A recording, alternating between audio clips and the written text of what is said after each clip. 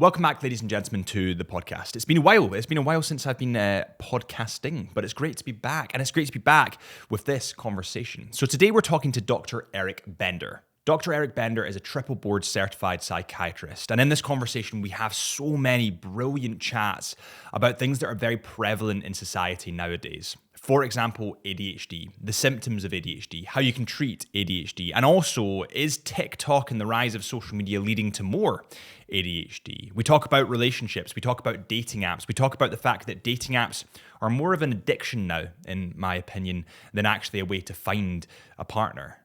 And we also talk about the mental toll that being a psychiatrist can take on you. I mean, think of it this way, you're taking on all these people's problems and you're trying to help other people, but you can never share your own problems. What does that do to your mental health? And on that cheery note, welcome back to the Into the Mind podcast. My name is Harrison Brown. I really hope you're sitting comfortably or driving or, you're comfortable in any kind of way you are and enjoy the episode. So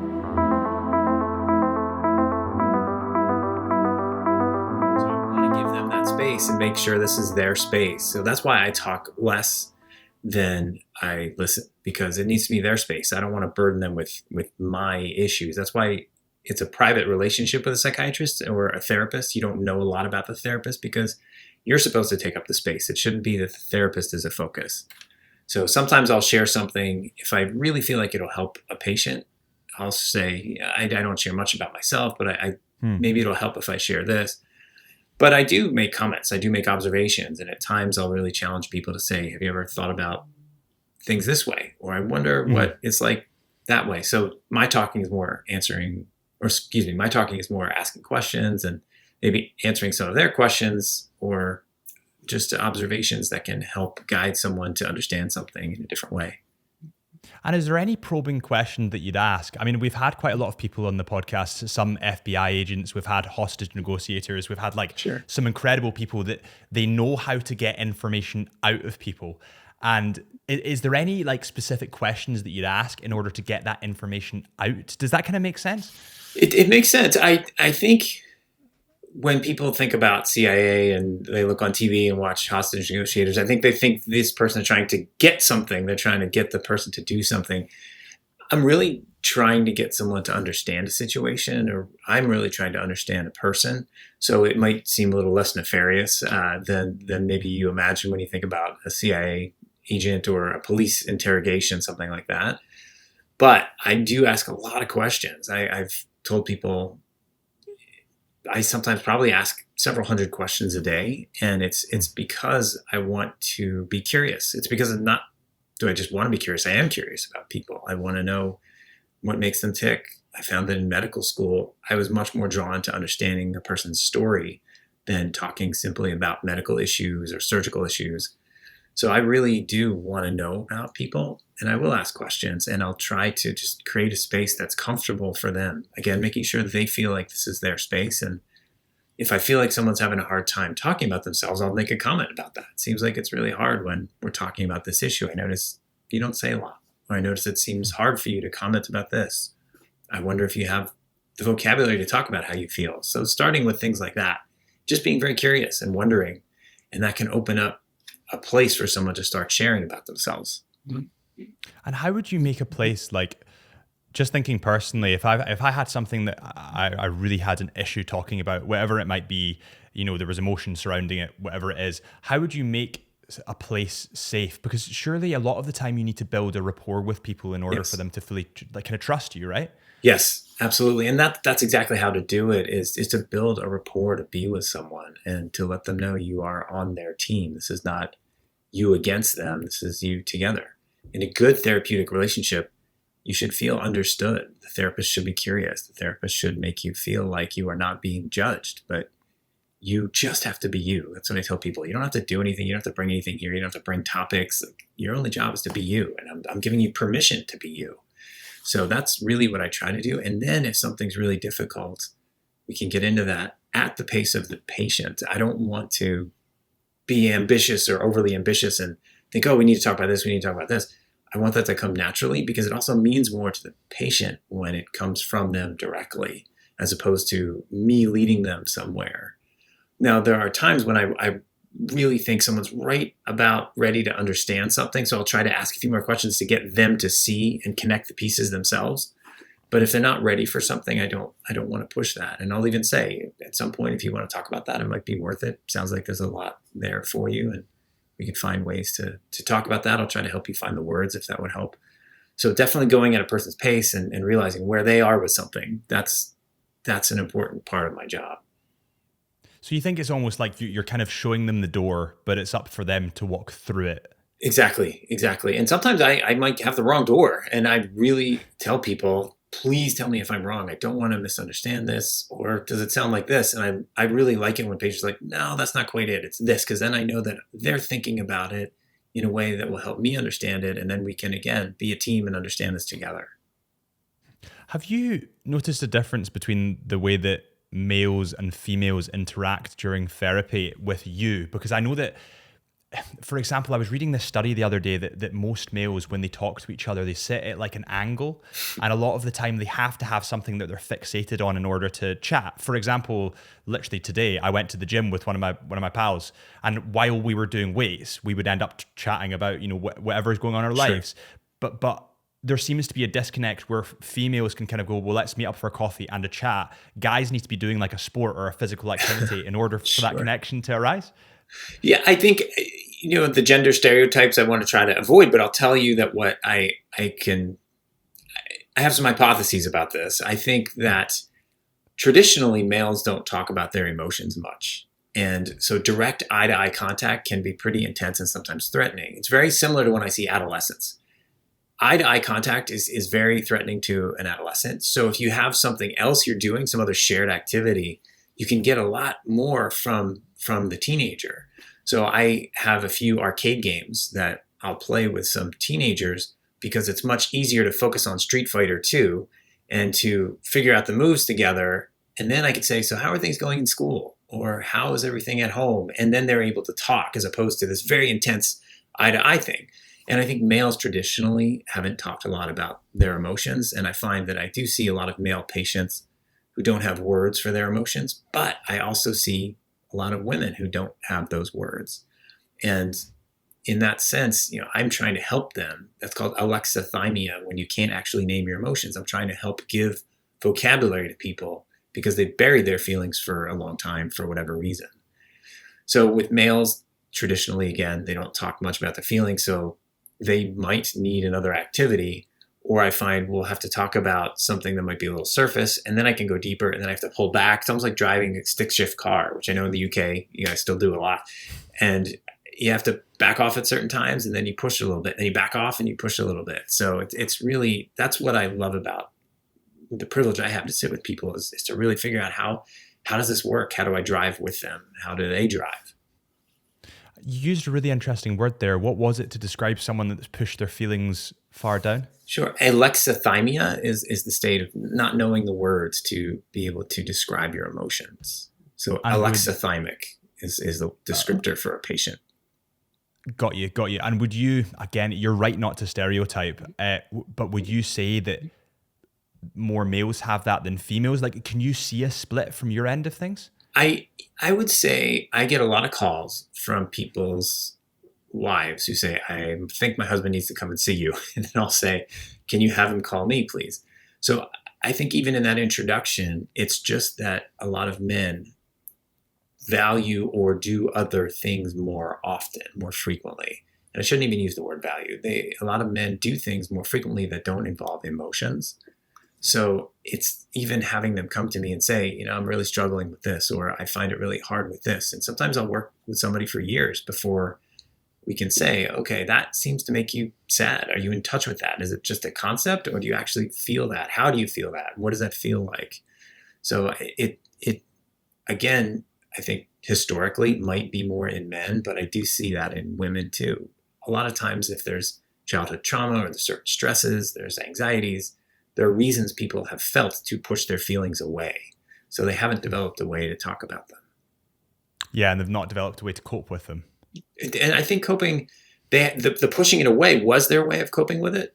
But now what happens when, I see this repeatedly in adults, and in kids. But when people have pushed their feelings down, they come up in some other way. It's like trying to hold a beach ball underwater.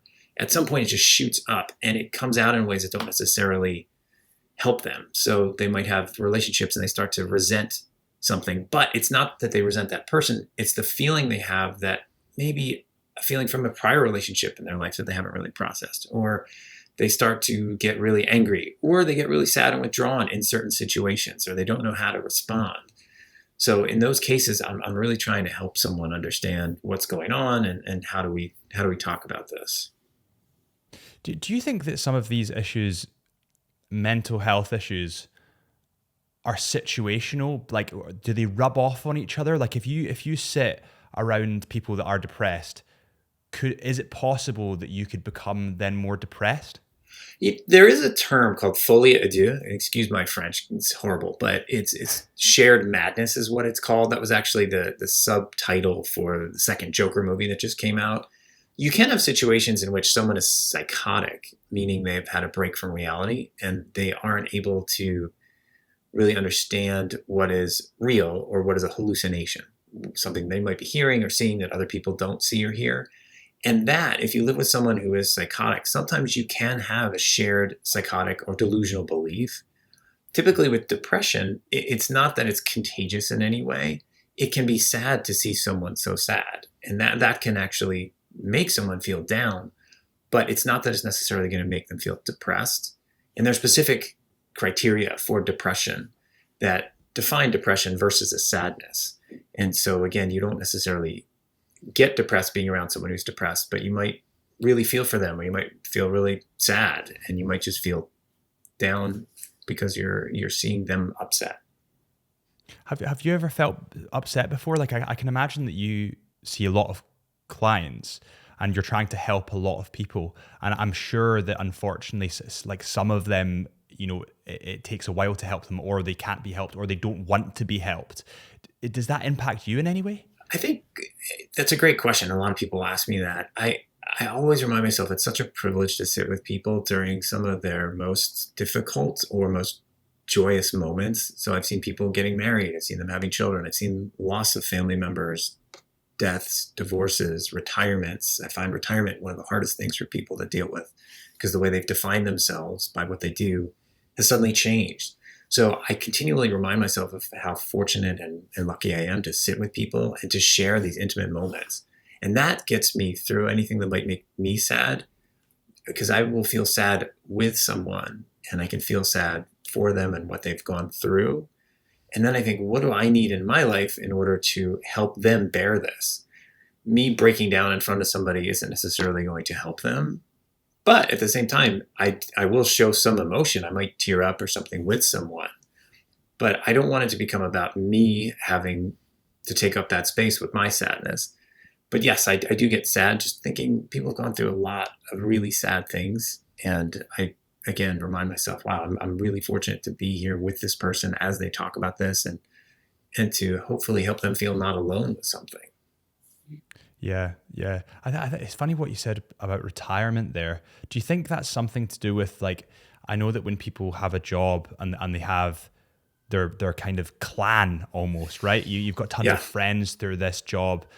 Is it almost like a part of your identity falls away when you retire? Absolutely. That is the most difficult thing I've seen patients go through. And you've asked about men and women. That's true for men and women. In my practice, have seen a lot of men retire and they've really struggled with it. I think there tends to be this idea of what we do as men and how we work equals who we are. And I'll do a lot of work around that, saying it sounds like you're really defining who you are based on what you do as opposed to just being you. And that's a brand new concept for a lot of men and a lot of women.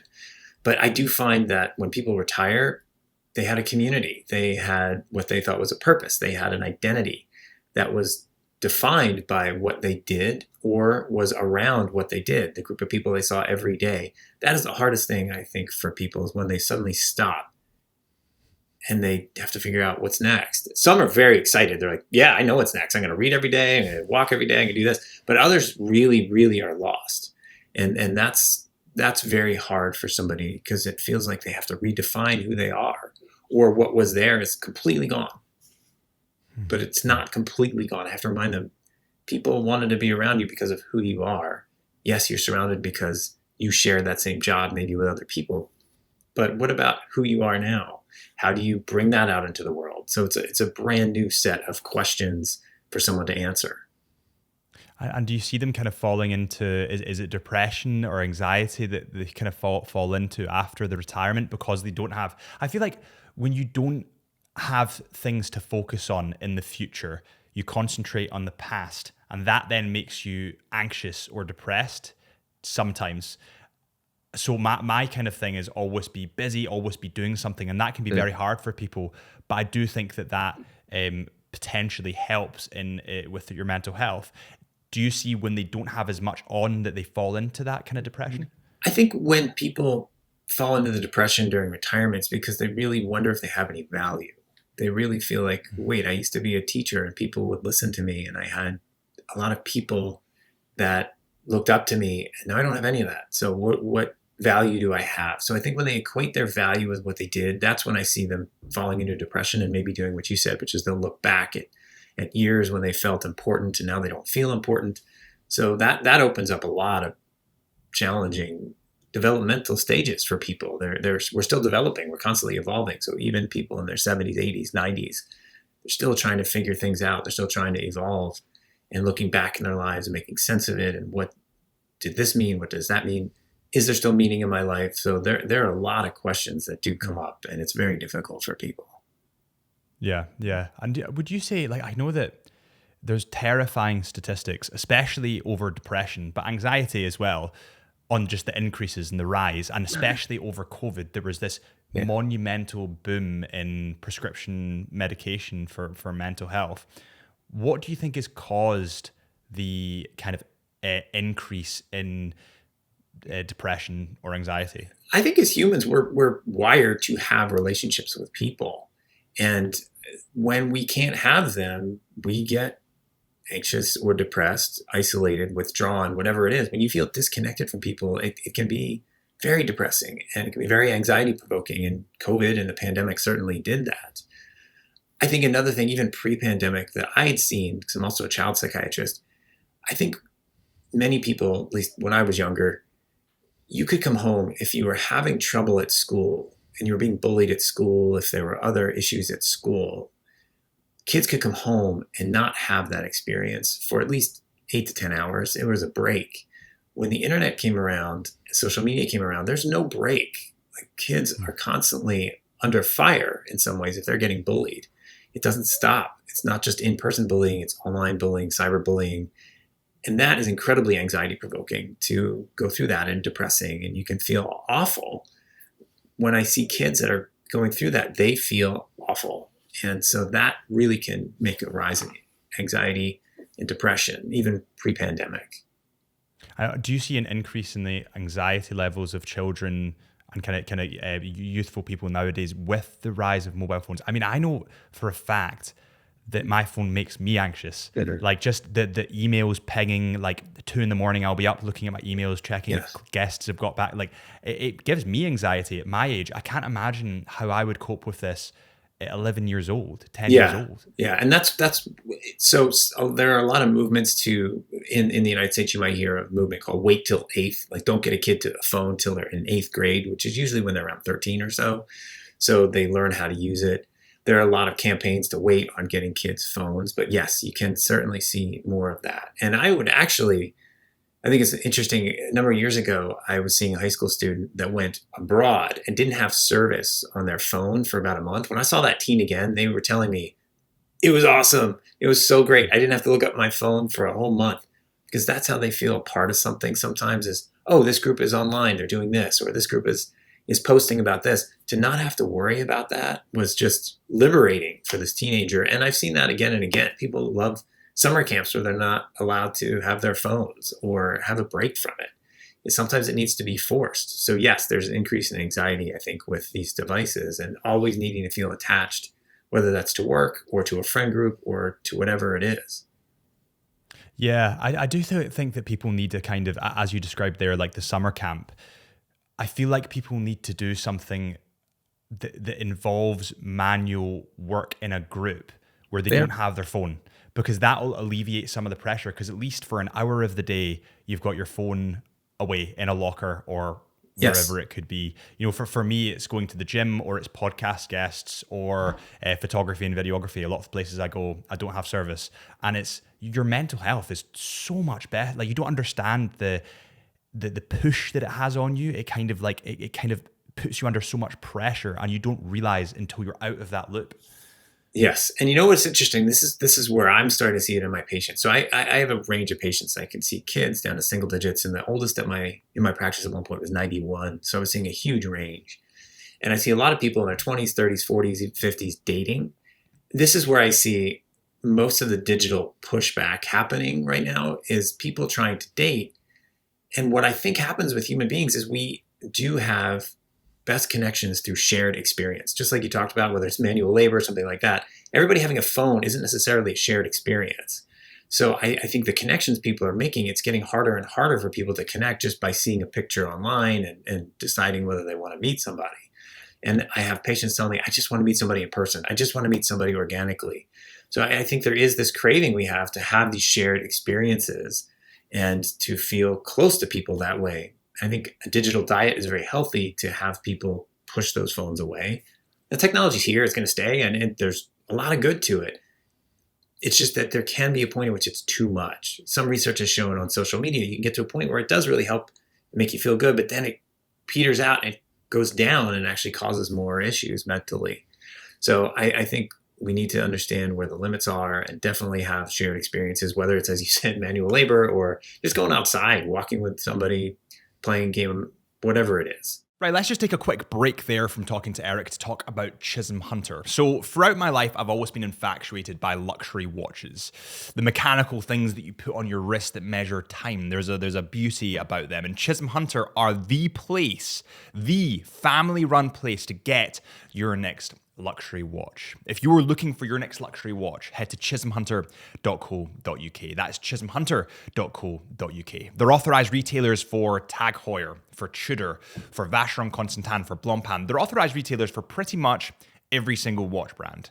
The other reason that it's a great thing to get your watch from Chisholm Hunter is that it is authorized, and that means that the risk of getting a fake watch is totally eliminated. There's so many, I see it all the time in the watch industry. There's so many people that get fake watches, that buy and get conned by fake watches. But going through an authorized retailer with over 165 years in the industry, that's family run, you have that peace of mind. So if you're looking for something for yourself or a loved one, head to chisholmhunter.co.uk. That's chisholmhunter.co.uk. And on that note, let's get back to this brilliant podcast, brilliant conversation with Dr. Eric Bender. You have a lot of people coming to you about kind of dating online? Just as I get to know them and all the different aspects of their lives. So I'm often talking to people about relationships and what are patterns in your relationships, what serves you well, what doesn't. And I might not ask it in those ways, but I'm learning about things. And I might point something out to someone. Do you constantly need to take this role? Do you find yourself attracted to people that need a lot of this? Or do you feel like you need to take care of people? So we start to look at that. So I'm constantly seeing people, just by nature of seeing single people also, that are dating. And so that comes up and we have those kinds of conversations. It's pretty rare somebody will come to me to say, hey, I want to talk to you because I'm having trouble dating. That might happen. And then we can say, all right, why don't we look at this? What's your dating history been like? And we talk about relationships. And that might be the inciting thing, is a dating issue. But typically that is part of somebody. And as I want to get to know all of somebody, that's part of what comes up. It's scary to me. So I've got a girl. I've always been a kind of girlfriend orientated guy. Sure. I've always had I'm in a relationship now. I had a 3-year relationship prior. I've always been quite girlfriend orientated. Sure. I don't want to name any names because I'll get assassinated. But but I've got friends that are dating, and I can honestly just describe it as an addiction. It's like swiping on Tinder or liking on Hinge. Oh, I got a match. I'm going to go on a date with this girl, and they become serial daters. And I think that kind of clouds what makes you actually attracted to someone, because they just get lost in the ton of girls that you're speaking to. I see it as a bit of an addiction. I think I don't necessarily see it as addiction per se, but it certainly can go in that realm. What I often see is how do I put this?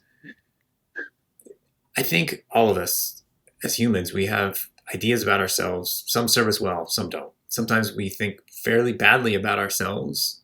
We're not quite in touch with why we have that idea, but there's an idea in there about us being bad or flawed or something's wrong with us. And I think we can tend to find activities where we can avoid that and feel really good. So if there's, say we're talking about a man, if there's a woman that likes him, or he keeps getting matched, or he keeps getting all these dates, that makes him feel really good about himself. And it might mask something that is not serving them well, where they feel really badly. They feel they're not good enough. That's often something that I see, is somebody feels they're not good enough. So they find this way of, oh, but if I can get this girl, I'll feel good. Or, oh, if I can go and do this, then I can feel good. Or, oh, if I can achieve this in tech, then I can feel good. So there are all kinds of ways people try to feel good. But there's this underlying feeling of, I'm not good enough. And I think somebody that sometimes serially dates, it might be that they haven't met the right person, but it could also be that they're afraid to settle down with one person, because what if that person sees this thing they think is there that makes them not good? Then what would happen? Would I be left? A lot of times people are really terrified, understandably so. They don't want to feel left. They don't want to feel abandoned. And if they have this idea for whatever reason, maybe childhood experiences, other experiences in their lives, if they have that idea they're not good enough, they really sometimes hesitate to be with one person who might suddenly see that. That's interesting. So do you think that again, it's hard to say this without generalizing, but just for, I'm trying not to generalize here, but you kind of get what I mean.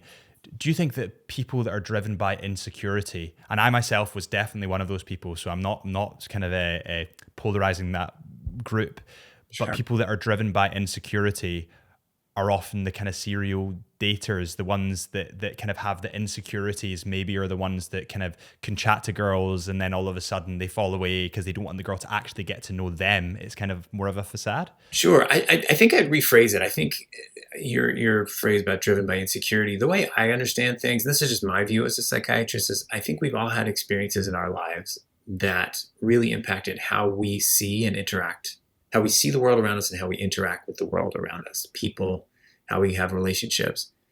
There are things we're conscious of that we've thought of and we know, like you and I know we're talking right now.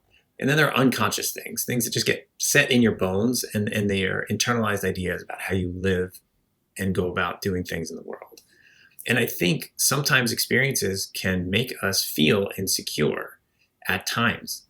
And so that is what might get played out in a relationship, in an intimate relationship.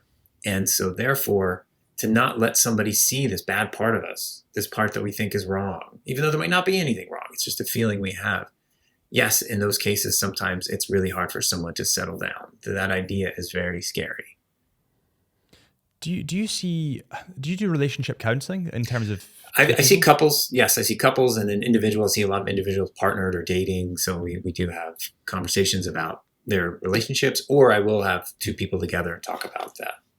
And have you seen an increase because of the internet, because of pornography, because of the dating apps, have you seen an increase in issues between couples because of that? I can't put a causal relationship. I can't say cause and effect is because of pornography or dating apps or anything like that. I think what was interesting during the pandemic is people were home with their family members. And it's funny, before the pandemic, it would usually be after Christmas break, I might get a flood of calls because families were together. They're like, oh, you need some therapy. This kid needs some therapy, or this parent needs some therapy, or we got to go to couples therapy. So usually after time spent together, people can see, wait a minute, something's not quite right here, or we're not firing on all cylinders. So then I might get more calls during COVID, during the pandemic, to say, hey, I need to work on this. I would have somebody come in and say, I'm finding this is really frustrating me, or I'm really having a hard time with my wife, my husband, my partner, whatever it is, my girlfriend, boyfriend. So I think I can't make a relationship to pornography or things like that. But I can say that there are certainly things that come up and people become more aware of them as they're together longer. Yeah, and I think that COVID actually, it drove a lot of people to spend a lot more time with each other. You couldn't drown yourself in work because there was no work to do. Yes. Yeah, I always tell people that's when I started seeing a lot more patients and I had to expand my hours was during COVID, because people were alone with their thoughts. There's no running from them and their feelings, which they might not, again, have been able to name, but something didn't feel right. Something didn't feel good. So that's when I would get a lot of calls.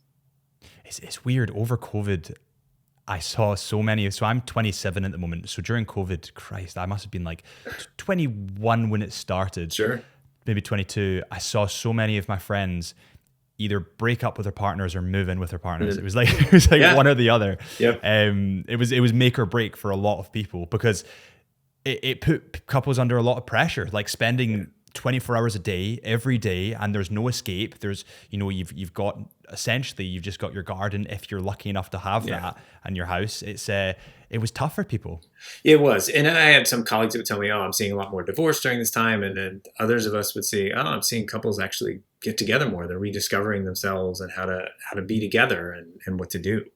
So there was definitely a pressure one way or another, like this is working or this is not working, or we need to tweak this and figure this out. So I agree. I did see a lot of that.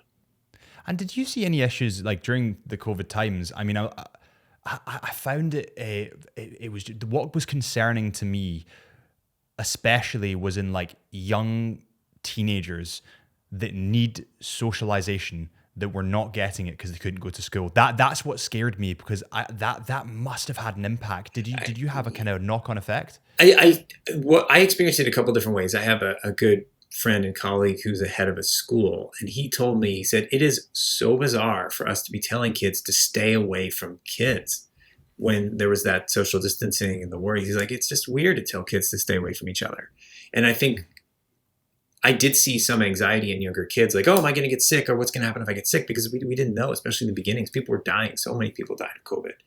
And so there was a worry, and there was really that concern. So I did see that. I think also socializing and just developing those abilities to be able to talk to other kids, to be able to be around other kids, to have exchanges. I think that was certainly impacted in some ways. I saw a lot of kids who were at the height of their high school years, and they missed out on a lot of experiences that can be particularly important in development. So yeah, I did see people have this, how do I put it, have a lack of some things or miss out on some things that can help them develop socially. You can catch up, of course, but it can make people somewhat more anxious about being around kids and around each other, and that might take more time. So yeah, there has been some impact for sure. Yeah, and I'm just from my point of view, it was such a shame. I had friends that were going to go traveling for a year, and all of a sudden that that was gone, and they can never really get that experience back. I think the consequences of COVID will outlast the COVID time, if that makes sense. It will have a knock-on effect onto everything else. Well, what do you think, if you were to say the most difficult thing you were to face in your job, what would it be? It's funny. The most difficult thing I face in my job is actually outside of my job. It's because I'm so focused on the people that I see during the day that I don't save enough for other people in my life. So I might come home at the end of the day, and my wife will say to me, how's everything? I was like, it's fine. And that's what I say. I mean, because I'm not going to give details of my patients. That's private. It's confidential. So it's just saving enough for family, saving enough for friends. And that's the hardest thing, I think. Outside the office is how inside the office impacts me. Yeah. Do you think it's partially because of the confidentiality thing that makes it difficult? I think it's not necessarily the confidentiality, but a lot of the relationships. Let me think of the best way to say this. The relationships I have with my patients mean so much to me, and I learn a ton from them, even though they don't necessarily know that. I'm always learning from them, not just about them, but just about life, and I get a lot from the relationship, even though it's somewhat one way. They don't know about my personal life. They don't know about things that I do that I enjoy necessarily, unless it's something innocuous. But I do get a lot from that relationship. And it's not necessarily the confidentiality, but sometimes having more of a two-way dialogue is nice. It's very nice. And so that is something that I think I miss, but also have decreased energy at the end of the day to have that kind of a relationship. So if I have to go to something, say for my child's school event or something like that, my daughter will sometimes say to me, you don't like to go to these things, do you? And I'll say, my job is to talk with people and to listen. Sometimes it's really hard to do that outside of work. So it's not that I don't like those events. It's just, it really does take a lot out of me. And do you actively, when you're talking to your patients, do you ensure that you don't mention anything personal? Like, is that a deliberate step? Or yeah, it's deliberate because, again, that the space is theirs really needs to be clear. So if I started talking about, hey, I went and did this the other day and it was really cool, and then I've filled up that space, and it's taken up too much. So I think there are ways, again, I really do get a lot, and it is two ways. It's just not in that direct sharing kind of a way. I am deliberate about it. It doesn't take too much energy to hold back because I'm so used to it, and I want to understand people, and that doesn't involve me. Although sometimes it's the relationship that someone has with a therapist. It's impossible if someone's invested in their therapy for how they interact with the world not to come into the relationship that person has with the therapist, and then I can comment on that. And that's another way that I might have a different kind of conversation with a patient. But it's not that it takes energy to be deliberately asking. It's just that by the end of the day, I think it's really the attention, because I meet people for 50 minutes. So if I'm seeing 8 or 9 or 10 people in a day, it's a long time to really be focused that way. So I'm just tired from really trying to focus and pay attention. Yeah, and it's a little bit like, I suppose it's obviously different, but it's a little bit like podcasting. If I have 2-3 hour podcasts where you're the kind of the driver of the conversation, it can get exhausting. It can. Yeah. So I can understand where you're coming from. This is a little bit or kind of left field. What age is your daughter? She's 10. She's 10, and I 10. sometimes tell people that because it actually gives me more credibility as a child psychiatrist when I'm talking to parents. I will tell people that I have a child so that they understand, oh, you get it. Yeah, for sure. And I have a lot of friends of mine that are kind of, they're starting to think of kids. And to be honest, I'm shitting myself because I'm not there yet. But were you scared, or were you scared? Yes. I think if the best summary about parenting that I ever heard was, parenting's not hard unless you try to do it right. And so that is what I found, is I'm really trying to do it right, and I'm really trying to help other people do it right. So that does involve reading books, and it does involve being present. And I think that's the thing, is just being present for your child, being present for a child, and making them feel like they're important, making sure they know that you're interested in them. That goes really far. And when I see people who have not had that experience, that's often when insecurities have developed, or feelings about themselves as being bad or not important or not good enough come up. Because a lot of times if a parent, say, hasn't been present for a child, kids don't ever want to think there's something wrong with their parent, because that's the equivalent of death. Like, who's going to take care of me? They just don't go there in their minds. But where they go is, there must be something wrong with me. I must be needing too much, or wanting too much, or asking too much for this person to be ignoring me. So then they feel like they're a burden to people. They start getting all kinds of ideas about themselves. And that really does start to creep in later in their lives in certain ways. They're hesitant to ask for things they want, but then they might be resentful because they're always deferring to other people. So there are all these insidious ways this plays out.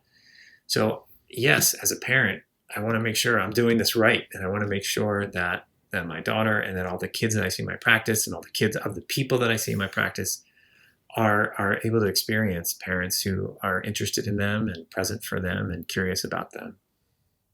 It's interesting that the way that you kind of describe that, because I think just from my point of view, whenever I think of potentially down the road having a child, I'm struck with a tremendous amount of anxiety about it.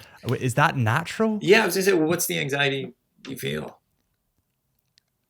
Just nerves, just like it's not like I shouldn't be doing this, but it's more like a fuck. But I think a lot of people have that reaction when they think I'm responsible for somebody's well-being and living. Like I'm the one who's going to make sure this person is actually alive. I think that can be overwhelming when you think about it that way. But something natural kicks in, even when we've had patients that are psychotic. Again, having a break from reality, might be hearing things, having hallucinations or delusional beliefs, paranoid beliefs. I remember a professor that I had when I was seeing at the county hospital here, women who were pregnant and about to deliver, and even when they were psychotic or on psychiatric medications, she would always say something kicks in the minute the baby's born and say, "Oh, that's my baby." Like there's something in us that's wired to recognize that there's this being. And I think that happens for men and women too. When you have a child, just something kicks in and you rise to that occasion. 99.99999% of parents don't go out to mess up their kids.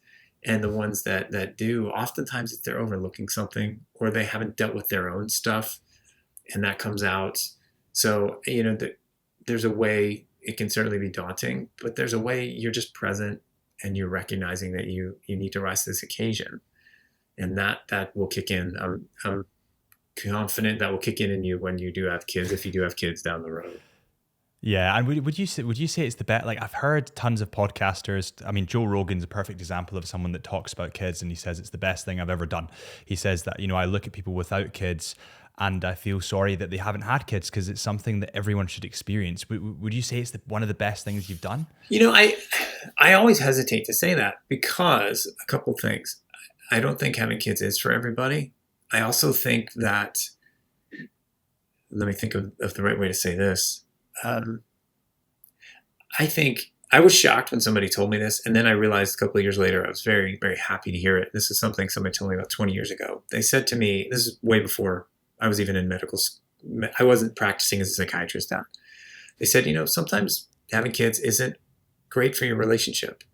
And I thought about that, and there is a curve, if you look at a happiness curve with couples, where it goes down after having kids. And then it seems to go back up as the kids get older and as they leave for college, if they do that, or they leave the house. So I think there are a lot of challenges to having children. And you have two strong-minded people who might have ideas of what is right and best for the child, and that might not mix together. So I don't think that it's something everybody needs to do. I think for some people it is the best thing. I think for other people it can be the best thing, but there can be a lot of years of challenges that you face. So I think everybody's experience is pretty unique. And I have patients that have said to me, I don't want to have kids. And I understand that and get that. And I think the worst thing would be for somebody who doesn't want to have a child to actually have a child. I'll often tell people that one lesson I learned in medical school was nothing is written in stone except for a child. You cannot put a child back. Pretty much everything else you can try from a different angle. If you quit a job, you can try to get another job. If you have a relationship end, you can try to get another relationship, but you cannot put a kid back. So I often, if people are telling me this, I'm not going to convince anybody to have children. It really does need to be something they're open to. That's probably the bit that makes me anxious, is the fact that it's not, you can't put the child back in. Yeah, you can. You can. And so that's again why when people are talking with me about having kids and thinking about having kids, we do talk about, well, what would that mean and what would that look like and what are your hesitations? And it's rare that I actually sit with a patient and say, I really encourage you to do this. But if there's something that I'm really concerned about for them and for their relationships, I will say something like, I strongly encourage you to think about this and consider this, but I don't tell people what to do. So. Do you think there's more stress on having a child nowadays than there was, say, let's say, 50 years ago, because of you've got mobile phones, you've got cameras everywhere, you've got pornography that's rife on Instagram, TikTok, social media. There's so much that children have now that they didn't have 50 years ago. Yeah, I think there's more stress for parents for sure. One of the most stressful things I totally empathize with people about is when you have to sign your kid up for activities. It's like a click race to make sure you're there on the day to sign up. And that's just a silly example, let alone what you said, which is pornography or TikTok videos or online things and predators. And yes, there's so much more that there's a constant access to. So with parents, I'll often talk about limiting the number of hours. The American Academy of Pediatrics recommends 2 hours of screen time a day at the most. Sometimes it has to be more because of school or homework, and homework assignments are on a screen. But yes, there's a lot more, I think, now to worry about for parents. Parents were always worried, I think, about things, but what kids can get into now is certainly it's not closed. It's a 24/7 door. Yeah. And do you see any, again, speaking entirely from personal experience, and I've got ADHD and dyslexia, so I've got both of them. So Yes. do you see an increase in ADHD, or actually there's two prongs to this. One is, do you see an increase in ADHD, and also do you see an increase of people, because I certainly do, self-diagnosing ADHD on TikTok? Yeah, yes, absolutely. So I see a little bit of both. Over time, the numbers of people diagnosed with ADHD does seem to have risen. And I think there's a question of, is the internet and the way we're dealing with technology, is that fostering an attentional issue? At the same time, it used to be that we thought ADHD was something you had to have signs of in childhood in order to have a diagnosis as an adult. But that's changed. There is adult diagnosis. There's an adult diagnosis for ADHD too. So you don't have to have had it as a child.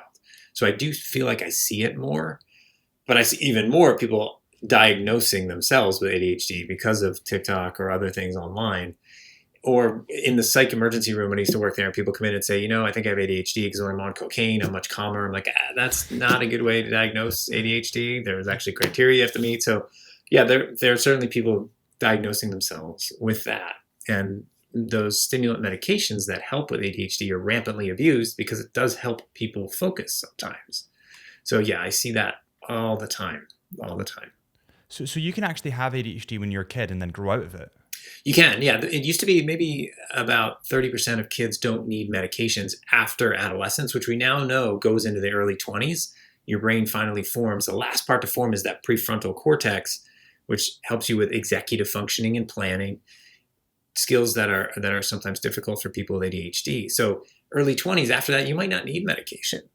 Or what I see is people that have ADHD can find jobs that actually match their ADHD. So if you work in an emergency room as a physician, you go from one thing to the next, to the next, to the next. You don't have to focus on something really for a long time necessarily. Or whether that's in finance, the same thing, stock trading, or different jobs, or filming, or writing, or whatever. There's ways to incorporate your skills, even though you might have an attentional issue. And so you can find jobs that really play to those strengths. Is there any key signs that you would say you would look for in someone with ADHD to kind of diagnose it? In terms of ADHD, so attention deficit hyperactivity disorder, it used to be called ADD, attention deficit disorder. Before that, it had a really long name that I'm glad we changed, called hyperkinetic disorder of childhood. The idea that kids were moving too much. So now there's ADHD, and there are two types. There's hyperactive impulsive presentation, and then there's predominantly inattentive presentation. So the hyperactive impulsive presentation involves things like, you see, and I'll think about a child when I'm saying this, a child who's running around, having difficulty sitting still, they're having difficulty being quiet. They might seem like they're driven by a motor, they're blurting things out, difficulty waiting their turn, difficulty waiting in line. Those are some of the hyperactive impulsive symptoms. On the other side, the predominantly inattentive presentation, you might have somebody who has difficulty focusing or paying attention to details when you give them instructions, particularly oral instructions or multiple step instructions. It's very hard for them to follow those. If you talk to the person, they might seem like they're listening, but even though you're talking directly to them, they're not. They're actually lost in their head sometimes. There's trouble with organization. They might often lose things. They might have difficulty procrastinating and getting things done. Tasks that require a lot of attention don't get completed. They might be easily distracted. So if you have 6 of those criteria on either side, you could have predominantly inattentive type or hyperactive impulsive type. If you have 6 in both, you can have what's called combined presentation. And that's what gives you the diagnosis. But the one thing it all hinges on, to your point, is, do these things interfere with daily functioning? Does it interfere with you getting through your school day? Does it interfere with you getting through your job, getting to your job? Interfering with your relationship? Are you losing things all the time? Are you forgetting to pay bills? So when things start to impact your day and impact your functioning, that's when I say, okay, maybe it's worth looking into this. For kids, when I'm most concerned is when they are actually starting to get a negative view of themselves. They're saying, I'm looking around, all these kids are doing the work and I'm so far behind. And when they start to hate school because of it, or they start to have a negative view of school because of this, that's when I say to parents, I think we really need to look into having more evaluation of ADHD and seeing if there's something we can do, because I don't want them to feel this way about themselves or to have that lack of confidence or to not like education. It's funny what you were saying there about people with ADHD or somebody or a child with ADHD often kind of losing themselves in their head as you're talking to them. And I'm just thinking back to I do that. I still do that to this day all the time. And like my parents will be talking to me and I'll be miles away, and then I'll tune in for the last second and then be like, oh, okay, I kind of get the gist of the conversation. But what are the drugs that you use? I was on, when I was at college, when I was a bit younger, I took medication for ADHD for a while, and it really made me go like a zombie. Like it wasn't my drug. It just wasn't, so it does help a lot of people, and I'm sure it does help a lot of people, but for some reason, me and that drug just did not mesh. What drugs are there again? So there are two types of medication typically. One is based on methylphenidate, or the brand name is called Ritalin-based medications, and the other is amphetamine salt or Adderall-based medications, and they're different chemical structures. And what they do is help increase the amount of dopamine in the brain of somebody with ADHD. And dopamine allows you to put the brakes on things so you can focus on something. And then you can go to the next thing, and then you can go to the next thing. So those types of medications, and there are all different forms of them. There's long acting and short acting and medium acting, and there's some you take at night to be ready for the morning, and there are patches and there's liquids. There's all different forms of them. But typically what I tell people, and I can't give medical advice here, but I'm just general information is I tell people, if you don't feel like yourself on the medication, it's not the right medication. So you're either on too high of a dose or too low of a dose, or the wrong medication for you. So talk to your doctor about those kinds of things and find out, okay, this makes me feel weird. And there are certainly side effects to the medications. And sometimes I'll have to cycle through 9, 10, 11, 12 medications before I find one with a person that works. Sometimes you get the right one right away. Everybody's different, how they metabolize it. Something that's made to be 10 or 12 hours lasting, for some people might last 3. Something that's made to last 3 might last 8 or 9 for somebody else. So you really have to be aware you're treating a person in front of you. You're not just targeting a number or targeting, hey, I want this person on this medication. They might not respond to it. So you have to really work with them on that. So do people with ADHD have less dopamine in the brain than a non-ADHD person? The idea is there less dopamine between the connections of the neurons, the brain cells, and the synapse, that area between? So does it get taken up by the brain, or is there less actually made? So the medications are designed to allow more to be there, or to increase downstream more at the next synapse. So we're still learning a lot about the brain and how it functions, but that's the belief, is that there's less dopamine, and whether you create less or it's taken up faster, I'm not exactly sure. I think that's probably correct. I was speaking to a gentleman, I think this was, Christ, I'm getting old, mate. I think this is podcast number 3 or something, a year and a half ago, but there's a gentleman called Adrian Barker. He's a good friend of mine, and he's quite a famous YouTuber. He's got 350,000 subscribers. He talks all about luxury watches, and he's got he's got slight Asperger's, but also ADHD as well. And he discussed the fact that ADHD people, essentially in his brain, they kind of idle on just a slightly lower level of dopamine, and that's why the dopamine hit on stuff. For example, you find a lot of people with ADHD smoke because it's that dopamine hit, that instant gratification, that pushes you to a normal level. Or for me, it would be binge eating chocolate or shit food. I would just binge eat, and then but I think I do think that if you are someone with ADHD and you have a good routine, like a good workout routine, and also you have a healthy diet, a lot of those symptoms can be slightly alleviated. I know that, for example, when I sit at home in the studio and I've not been out all day, I'm fucking terrible. My girlfriend hates to be around me. Sure. But if I go to the gym, or if I go a massive run and I'm eating healthy and I feel good and I've got structure around me, which people can struggle with, the symptoms get a lot better. Yeah. And I beyond just ADHD, I talk with patients about that a lot. If things are not going well, if they're more anxious, more depressed, or whatever it is, I say, okay, let's go back to basics. Do you have that regular scaffolding around you? Eating well, sleeping well, exercising, all that can really help. And there are natural endorphins, chemical messages that we end up creating and experiencing by exercising and doing certain things. So yes, you can definitely help yourself being on a routine. All of that can really help. When it comes to anxiety, and this is something that I really wanted to ask you about, what actually is the feeling of anxiety? Because I've for sure felt it, and I'm sure a lot of other people have.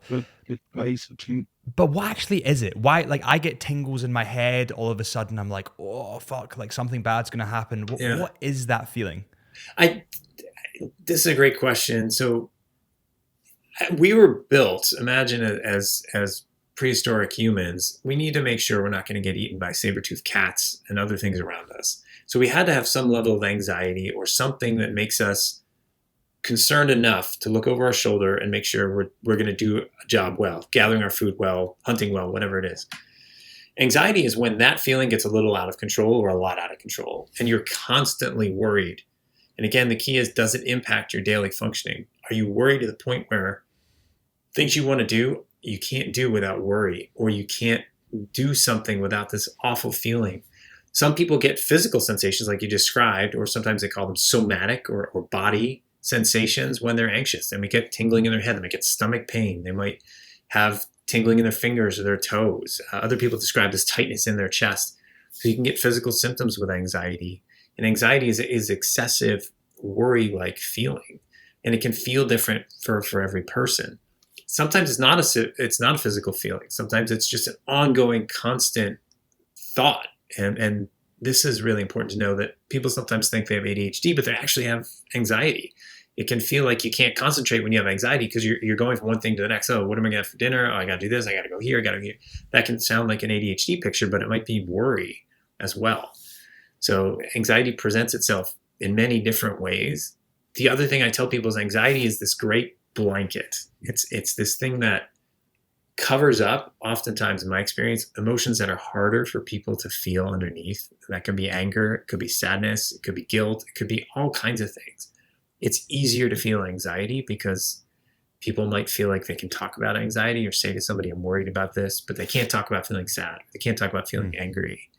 And the other thing that happens with anxiety is it can be like a whack-a-mole. Like one thing pops up and then you control that, and then another thing comes up, and then another thing comes up. But often there's something underneath there that I just haven't figured out with the person. What is that? Like, you seem really worried about this, and I wonder what would happen if you didn't do that. And trying to understand, are there other feelings underneath?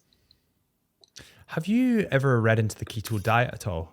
You know, I have a colleague who specializes in obesity and diabetes. And so I from that colleague, I've learned a lot about keto diets and all kinds of different diets and the GLP-1 medications and all kinds of stuff. So yes, familiar with the keto diet.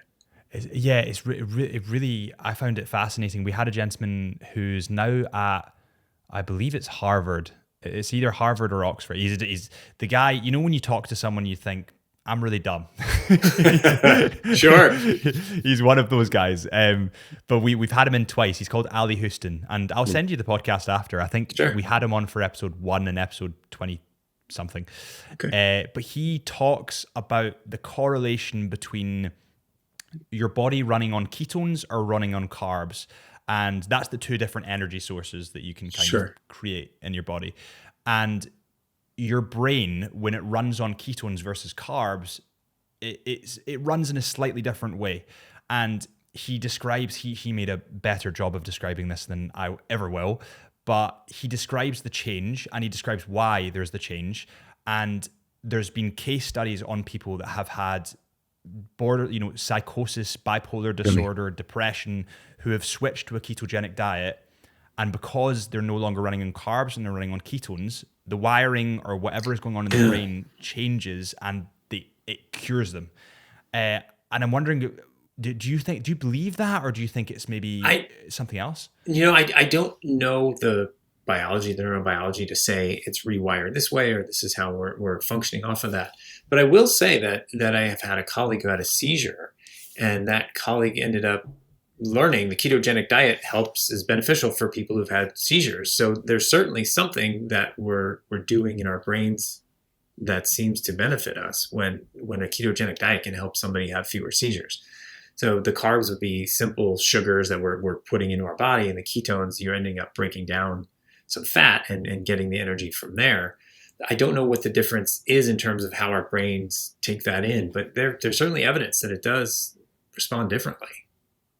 I for sure think it does. And like, just from like I had a pizza yesterday, and after I had said pizza, I couldn't speak to anybody. I just Yeah, wanted to sit on the couch and melt. But like, sure. normally I'll have I keep my diet quite strict because it makes me feel better. So, before a podcast, I'll maybe have a salad because I know I'll be speaking for a long time, and I know that I'll have energy.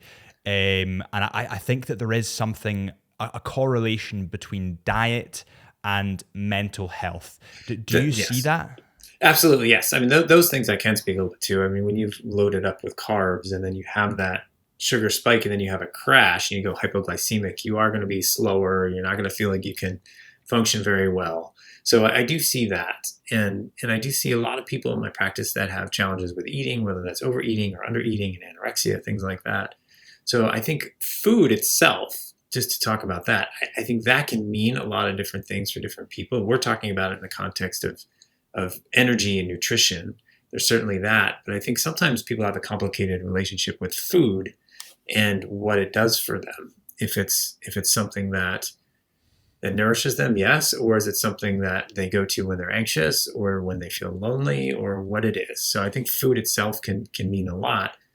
So if you're eating a good, well balanced diet, you can think very clearly. If you're not, it can be really difficult for you to get through something and feel like you're thinking and on the top of your game.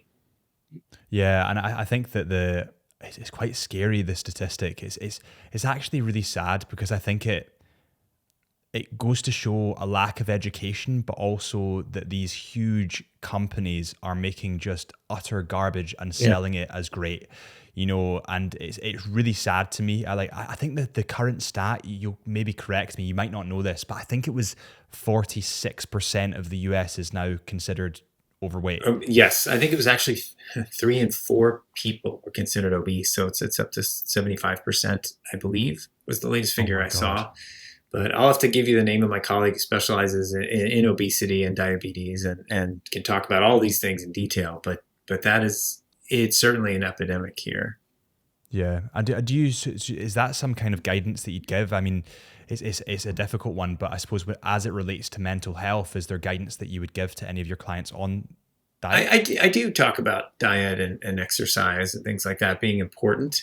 I think for a lot of people, exercise is something they overlook that can really help with mood in particular. Mm. It's one of the only things that naturally keeps people also younger looking, which a lot of people want to feel like they look younger than their age. So I think talking about that is important. And then just I'll ask people, how is your eating? And they'll say it's fine. I say, well, what are you eating? How much are you eating? How are you doing this? So I think when I see students, they don't have a lot of money and they're trying to eat just meal to meal when they can. And I understand that, but I don't say, all right, make sure you're eating something healthy in there, it would be really good. So if the patients want to explore diet more, we certainly can talk about it. And then I have colleagues that I consult with saying, hey, my patients are on these GLP-1 medications, these medications that are mainly being used for weight loss now. What do you think about this? And what should they be eating? And what about this? And how about this side effect? So if I don't know an answer for somebody, I don't ever want to say I know something. So I'll try to get that from someone that can be a good source. Is that GA1 medication Ozempic? GLP-1s, yeah. Ozempic is one of them. There's also Zepbound is another one. Mounjaro is another one. Those are the 3 main ones that I see here. They really, I suppose it's not your area of expertise in Yeah. weight loss, but that really scares me because I feel like people are putting a sticking plaster over an issue, and then as soon as they take the sticking plaster off, the same thing's gonna, they're not getting to the root cause. I think in some ways we're still there's a lot of research still going on in that field. Obviously, in the field of obesity, some people have a real disconnection between their hypothalamus, where there's the center that tells you when you're full, and their stomach. And we don't know exactly why. I mean, that can cause people to overeat. So the medications can be really helpful because they actually stop a lot of that drive to eat, and it makes people not want to overeat. So it can be really helpful. But your point is correct that if someone stops that medication, that drive to eat might come back. And they have to understand that they might be signing up for a lifetime of taking this medication if that's what they in fact want to do. And usually, though, people will try to address the other things too. I mean, rarely is a medication. I tell people this all the time. Rarely is one medication all of treatment, particularly in mental health. It's a part of treatment, and then the other part is understanding or therapy or whatever it is. And I think with the GLP-1 medications too, exercise and eating well is another part of the treatment. So it can be a good piece of treatment, but not necessarily always all of it or ever all of it.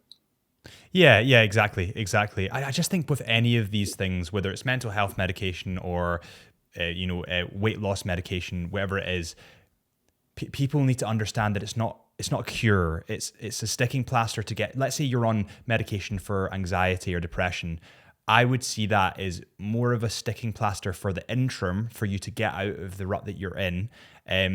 And hopefully get better, and then you can put in the foundations, as you said, the scaffoldings to make you feel better and for longer. But I think where it gets scary for me is when people have been on medication for years and years and years and years. I don't think that's how it should be. I think it should be more over just to get you out of a phase. Does that kind of make sense? Yeah, it does. I think there are some times. Let me say this differently. When I start a medication with a patient, we have a conversation about it, risks, benefits, alternatives, side effects that are possible, all of those things. I'm also thinking about when I can stop that medication. I'm not assuming someone has to be on the medicine for their entire lives. However, there are times when patients want to be, or it serves them really well to be. They've had a really good response to the medicine. It's unstuck them maybe in some of their relationships or even in therapy, and they're able to look at things differently. They're able to understand how they're getting stuck, and they can get out of that and they get to a different plateau. So sometimes the medication can be a bridge to get from point A to point B. Other times there are people that are going to be on that for a long time. So people with bipolar disorder might really need a mood stabilizer for their entire lives. Sometimes people with schizophrenia, where you have that psychotic episode and you are psychotic at times, they might need an antipsychotic for their lifelong. They might need to take that medication. So it really depends. Everybody's different. And I think that's what's important is I'm not expecting a textbook diagnostic case to walk through my door. Everybody is different. And I really want to approach it that way. Bipolar disorder and schizophrenia. What's the difference? I had a friend that was actually, it was during kind of puberty in school, and he had mental breakdowns and he was schizophrenic. And what's the difference between the two? Is schizophrenic manic episodes, and then bipolar is kind of mood swings? Actually, the opposite. So in schizophrenia, about 1% of the population worldwide has a diagnosis of schizophrenia. Schizophrenia is when you have had a break from reality or a psychotic break, and you've either experienced hallucinations that are auditory, which are much more common than visual hallucinations. So you're hearing things that other people don't necessarily hear, or seeing things. You might have delusional thinking. You might be convinced of something. Even when there's proof to show it's not true, you would have that delusion. You'd still believe that it's true. You might have paranoia. You might have disordered thinking. People with schizophrenia might have difficulty relating to other people in the sense that they might speak in word salad or things that don't make any sense. But there's a wide range of people with schizophrenia. Just like anything, there's a spectrum. So you can have people that are very, very highly impaired, and then you can have people that are impaired but still able to go about doing things that people who are what we use the phrase now neurotypical are able to do. People who don't have a mental health issue are able to do. So it's important also not to just label people by functioning, but there are people that have a high need for support and the people that don't need as much support in schizophrenia. Bipolar disorder is actually a mood disorder. And there are strict criteria to say someone has bipolar disorder. You often hear it colloquially in songs or something like that, so bipolar, back and forth. Bipolar isn't necessarily back and forth. When you've had what's called a manic episode, where someone has, for say, 5 to 7 days, been awake, not needed any sleep because of increased energy, or they're doing things that are very unusual and not their typical behaviors and potentially dangerous. They're gambling away things, having sex with multiple people. They're going to write the next great novel. They're really grandiose. They're going to meet God. They're going to create a new language. They might have thinking that's jumping all over the place. When you have a manic episode like that, that's enough to diagnose bipolar, what used to be called bipolar type 1, where you've had one manic episode And that's considered an emergency because people do things that are really dangerous. They can jump from the top of a house. They can do all kinds of things thinking they're invincible because they have these grandiose thoughts. So in bipolar, you want to use a medication that helps them come down from a mania, but then also helps somebody to be stable so that their mood doesn't go up or down. You can also have a type of bipolar disorder where you have a mania and you also have a major depressive episode. And it's not that it's necessarily followed immediately one by the other, but you could have a major depressive episode and then later you do have mania. You can also have a type of bipolar where you don't have a full-blown mania. You have what's called hypomania. So maybe for 3 or 5 days, you have a decreased need for sleep and you have that increased energy and you're doing different things, but it's not as full-blown as a mania. So you look at that and you try to treat somebody based on what they're showing, based on what they're coming to you with.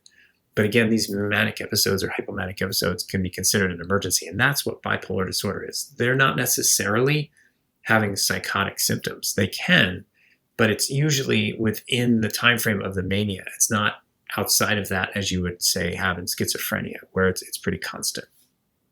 Okay, that makes more sense. And why, like, what is going on in the brain with bipolar people when they are having those manic episodes? I mean, is there chemicals all over the place that are imbalanced? Is that kind of the... We're not sure, and that's why we think these mood stabilizers, and a lot of them have been anti-epileptic medications that are used that do keep people pretty stable. So they're older medications, they're new medications, and we're not exactly sure, but some of them work on certain channels that allow certain ions to go back and forth, or others will kind of increase chemicals that put brakes on things. So it really depends on what medication you're using in terms of what's happening in the brain when you treat it. And then we're not exactly sure what's happening in the brain electrically or neurobiologically. Now, I'm sure there are some papers out there that I just not familiar with it that say, hey, in bipolar, this channel is activated, this is activated, this is activated. I'm not a neuroscientist, so I don't know all of those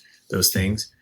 But in bipolar, you do have certainly electrical activity that's needing to be brought down. So oftentimes I'll talk to people about some of the medications as like a surge protector. It's going to keep you kind of in the middle and not allow you to go into a mania, but sometimes that happens.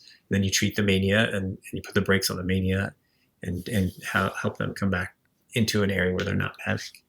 Okay, no, that makes kind of more sense. And I suppose encompassing all mental health issues, whether it's bipolar to ADHD, dyslexia, whatever it might be, are they genetic?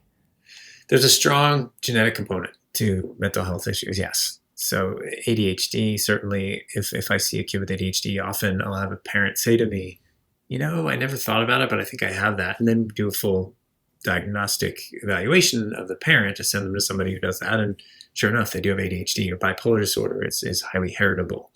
So there are a lot of genetic components, but it's not just genetics, because if it were just genetics in these twin studies where one has schizophrenia, you'd expect the other to have schizophrenia, but they don't always. So there's genetics, there's something else. We probably one of the best ways to summarize is epigenetics, if you've heard that term, meaning that there are genetic factors, but other environmental factors or things happening in someone's life that turn on those genes, that make them work. Like, is there trauma? For some people, substance use might unlock something that makes a genetic code start to present, and maybe then a bipolar disorder is unmasked or something like that. So there are different events that can make something happen for somebody.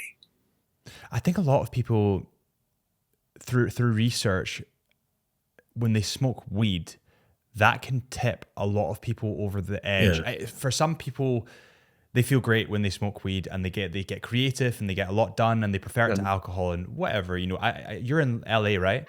I'm in San Francisco. Is it legal it's legal in San Yes, Francisco? California, yeah. Yep. Yeah, so like, I suppose when it's legal, at least you know what you're taking. But I know for a fact, like I smoked when I was really young, right? Because everybody does it. I think 15, 16, I was like, I want to go and smoke a joint with my friends.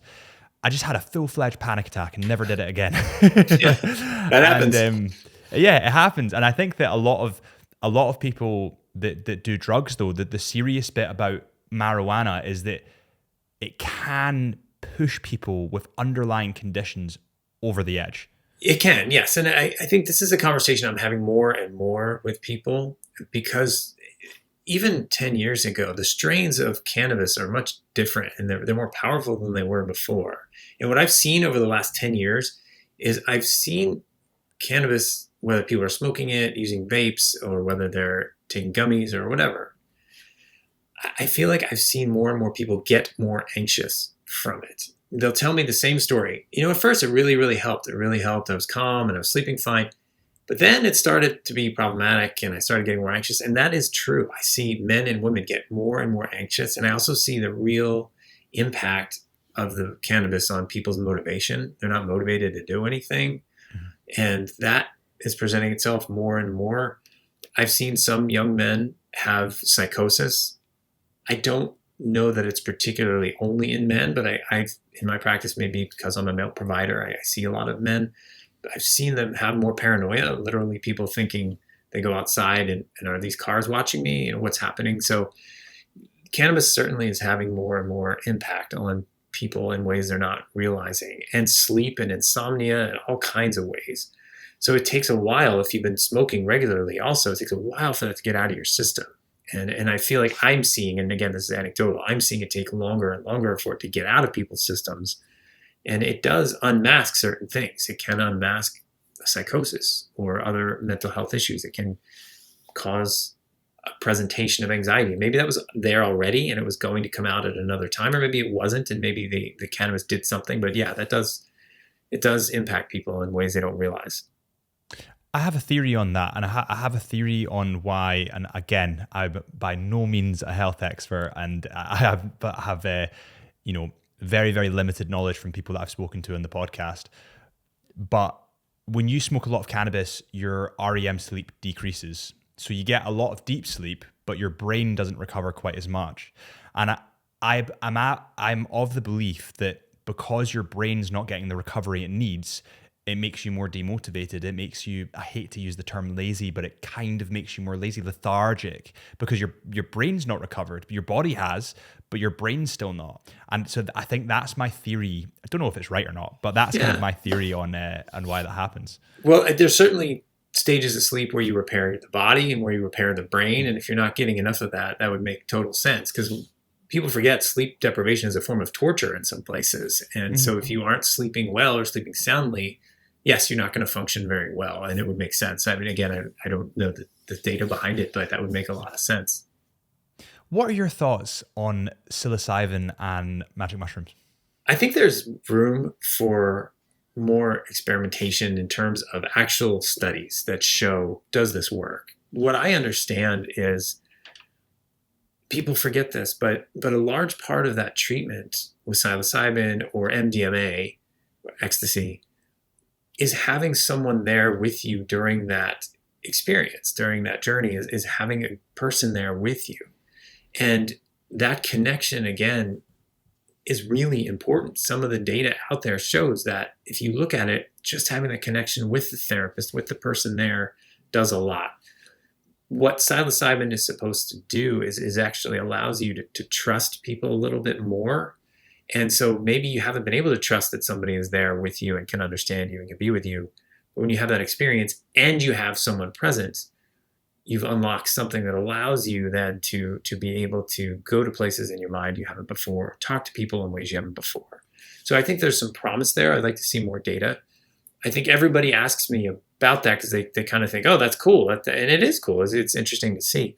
It's also important to know that you don't necessarily have to have the trip, so to speak, to have benefit. There's a report of someone having gone in for treatment with psilocybin, and they didn't stop taking some of their antidepressants, and they didn't feel the hallucinogenic experience, but their mood improved over time. So it doesn't necessarily have to do with the actual hallucinogenic experience that you have. There's something in there, probably with neurochemicals, that actually helps people. And is that the same with MDMA or ecstasy? Yes, MDMA, ecstasy, the same thing. That increases serotonin. So when you take MDMA at a club, something like that, you flood your body with serotonin, which is one of the chemicals, neurochemicals implicated in depression and mood. When it's low, you might have more anxiety or depression based on some studies. Other people say, oh, we haven't been able to prove that, but lots of studies show that low serotonin can be associated with depression or anxiety. So when you flood your brain with that, you feel really good, really excited. And a lot of people the next day feel totally trashed because they've flooded and lost their serotonin. So you do see that. So when you use a microdose in a guided treatment, there's this idea that, oh, you're increasing a neurochemical in a way that might allow you to have an experience you haven't had. So that's again, I think there's promise there. I'd like to see more research for sure. I think there's particularly promise when it comes to, let's say, Marines or people that are in the army that have trauma that they just can't speak about for whatever reason. They just can't speak about. I mean, everyone's been young, everyone's been at clubs without saying anything. Everybody kind of knows what these drugs are like. Most people know what these kind of drugs are like. And you do feel like you can speak to people more. You do feel like you have a more of a connection to people. You do feel like you can get more vulnerable with people when you're on those drugs. And I think that if you have someone that's walls are so high up that you can't penetrate them in any way you can, but you have a drug that seems to help tear them down and you can get a glimpse of the man behind it or the woman behind it, I think that's really beneficial. I agree, and that's why I'd love to see more data. And a lot of that, the initial studies were done in vets and people with trauma. And I see a lot of trauma, and it's very hard to get people to talk about it. And if they could talk about it, absolutely, there'd be beneficial. There's benefits for that, and I would love to see that used. So, yes, I think that would be a great use of it if we can hone it in even more. Yeah, I know. Have you seen anyone in terms of a question that I was wondering was, there's obviously gun crime in America is huge, and it's huge because guns are legal. Yes. Now, I'm going to stay out of it because I'm in the UK. I'm at the other side of the pond. But for that's the reason why gun crime is so big, and because of that, the police force must be so on edge. Like they must be acting at such a high level all the time, on high alert. Do you see that having a knock-on effect? I do. I do see some people in those disciplines, in those fields, and they've certainly experienced lots of trauma, and it is something that is hard for them to deal with. So what I find is people really need to be comfortable. We talked earlier today about developing a rapport. They really need to be comfortable so that they're willing to talk to you about that. And it does benefit them when they do. And you have to go really slowly, and you have to be able to make sure you're not going too fast, and you really have to go at the person's pace.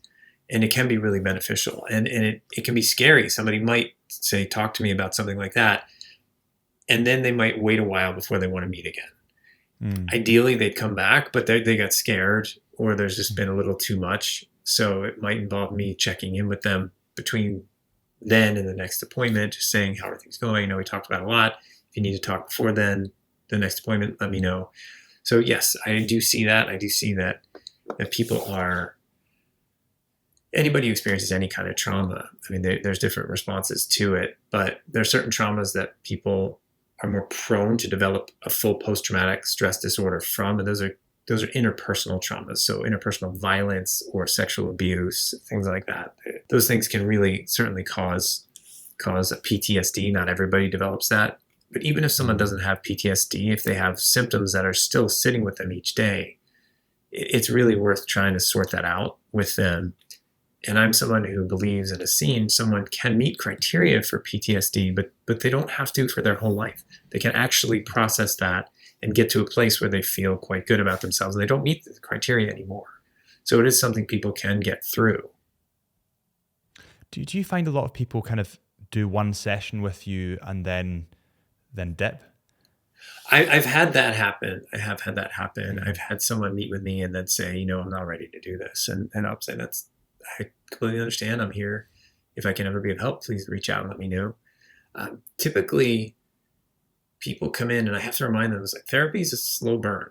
It's not something that is going to, they'll say, all right, how many times do we have to meet? And I'll say, I've seen some people for a few months and that's it. And I've had others in my practice for over 10 years. Hopefully that doesn't mean I'm a terrible doctor, but they're getting something out of coming and seeing me. So it really depends. But I think people can get scared, and I encourage them to let me know that. Or if I see them, there's one reason I really like seeing people in person. I could certainly do Zoom sessions, and I do that. But seeing somebody in person, I can see that they're moving their leg or shaking their arm or they're tapping something, and I can comment on that, say, how are you feeling right now? I feel like you're having a response to what we're talking about, or it seems like you're getting emotional about something. To be able to open that up and talk instead of push it away. Because again, the pushing it away does not serve people well. One way I've tried to deal with this is I talk a lot about media, like different movies and TV shows and comic books and video games and the characters in there, because people find it less threatening to talk about their favorite TV shows and movies and characters and say, oh, that's what bipolar disorder looks like, or oh, that's what anxiety looks like. And then we all want to see characters in films and in books or whatever media that reflect parts of us, and then they can talk about it.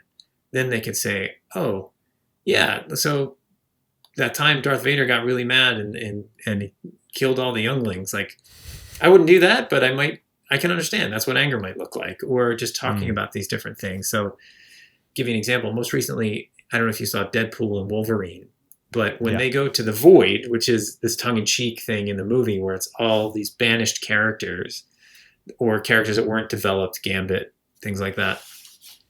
To me, I was like, oh, this is a brilliant analogy to depression. It's a place where people feel they are stuck. It's a place where they feel like they're not the versions of themselves that they want to be, or they're not the versions that other people want. And then you see Cassandra stick her hand in Deadpool's head and mind, and he makes all kinds of dirty comments about it. But it's really the way people can sometimes feel in depression. Like somebody's hijacked their mind. Somebody has made them feel like something else is taking over their brain. So if I can talk about that, then people are like, oh, that's how depression can seem. And then they have an understanding. So there's a way to teach through this, and then you can open up conversation and also destigmatize these things. One of the biggest things I see in what you asked me about, people who serve as police officers or public servants or military, there's this shame and the stigma that they feel this way. But when I can point out movies and TV shows where, look, this is what happens, or this is what this character is showing, this happens in real life. And then there are times when I have to say, this would not happen in real life, this is nonsense. But when I'm able to point that stuff out, there's just a room for people to talk, and there's less stigma. Yeah, no, that kind of makes sense. I was just thinking of it. I remember going to one therapy session when I was probably like 19, and then I just never went back. And I remember the guy, I was with a guy, and he was like, you've literally got more out of me than I have you. Like, I'm not sure you're ready to.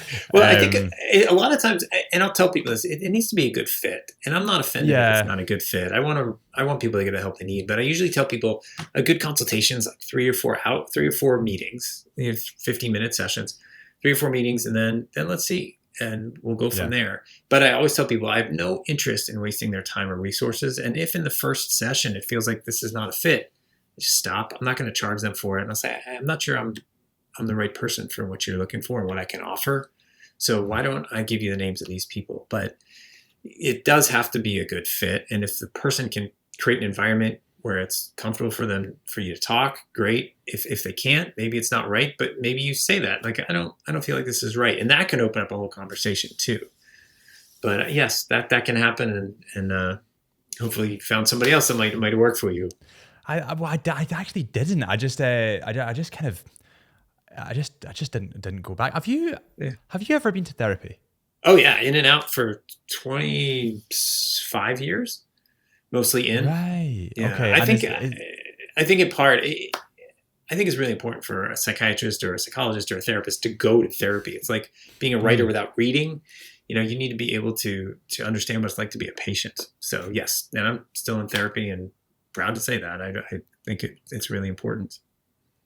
For sure. And I think that I feel like it just has it's not so much now, and definitely not so much in the States, but it used to have more of a stigma surrounding it.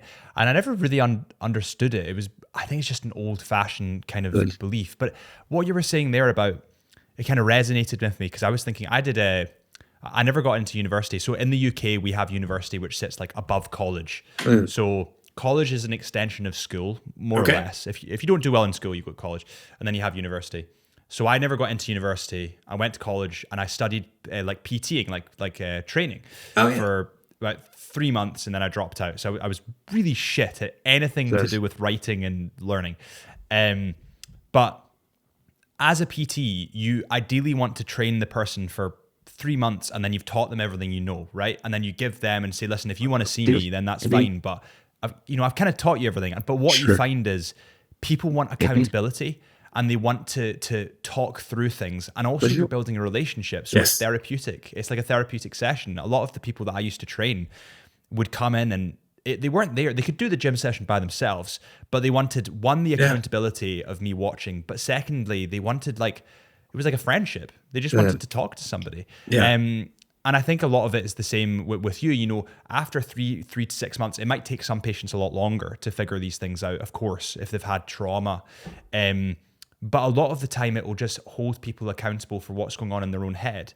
If they've got an emotion that they don't understand, they can talk through it with you. And that's maybe why they keep coming back.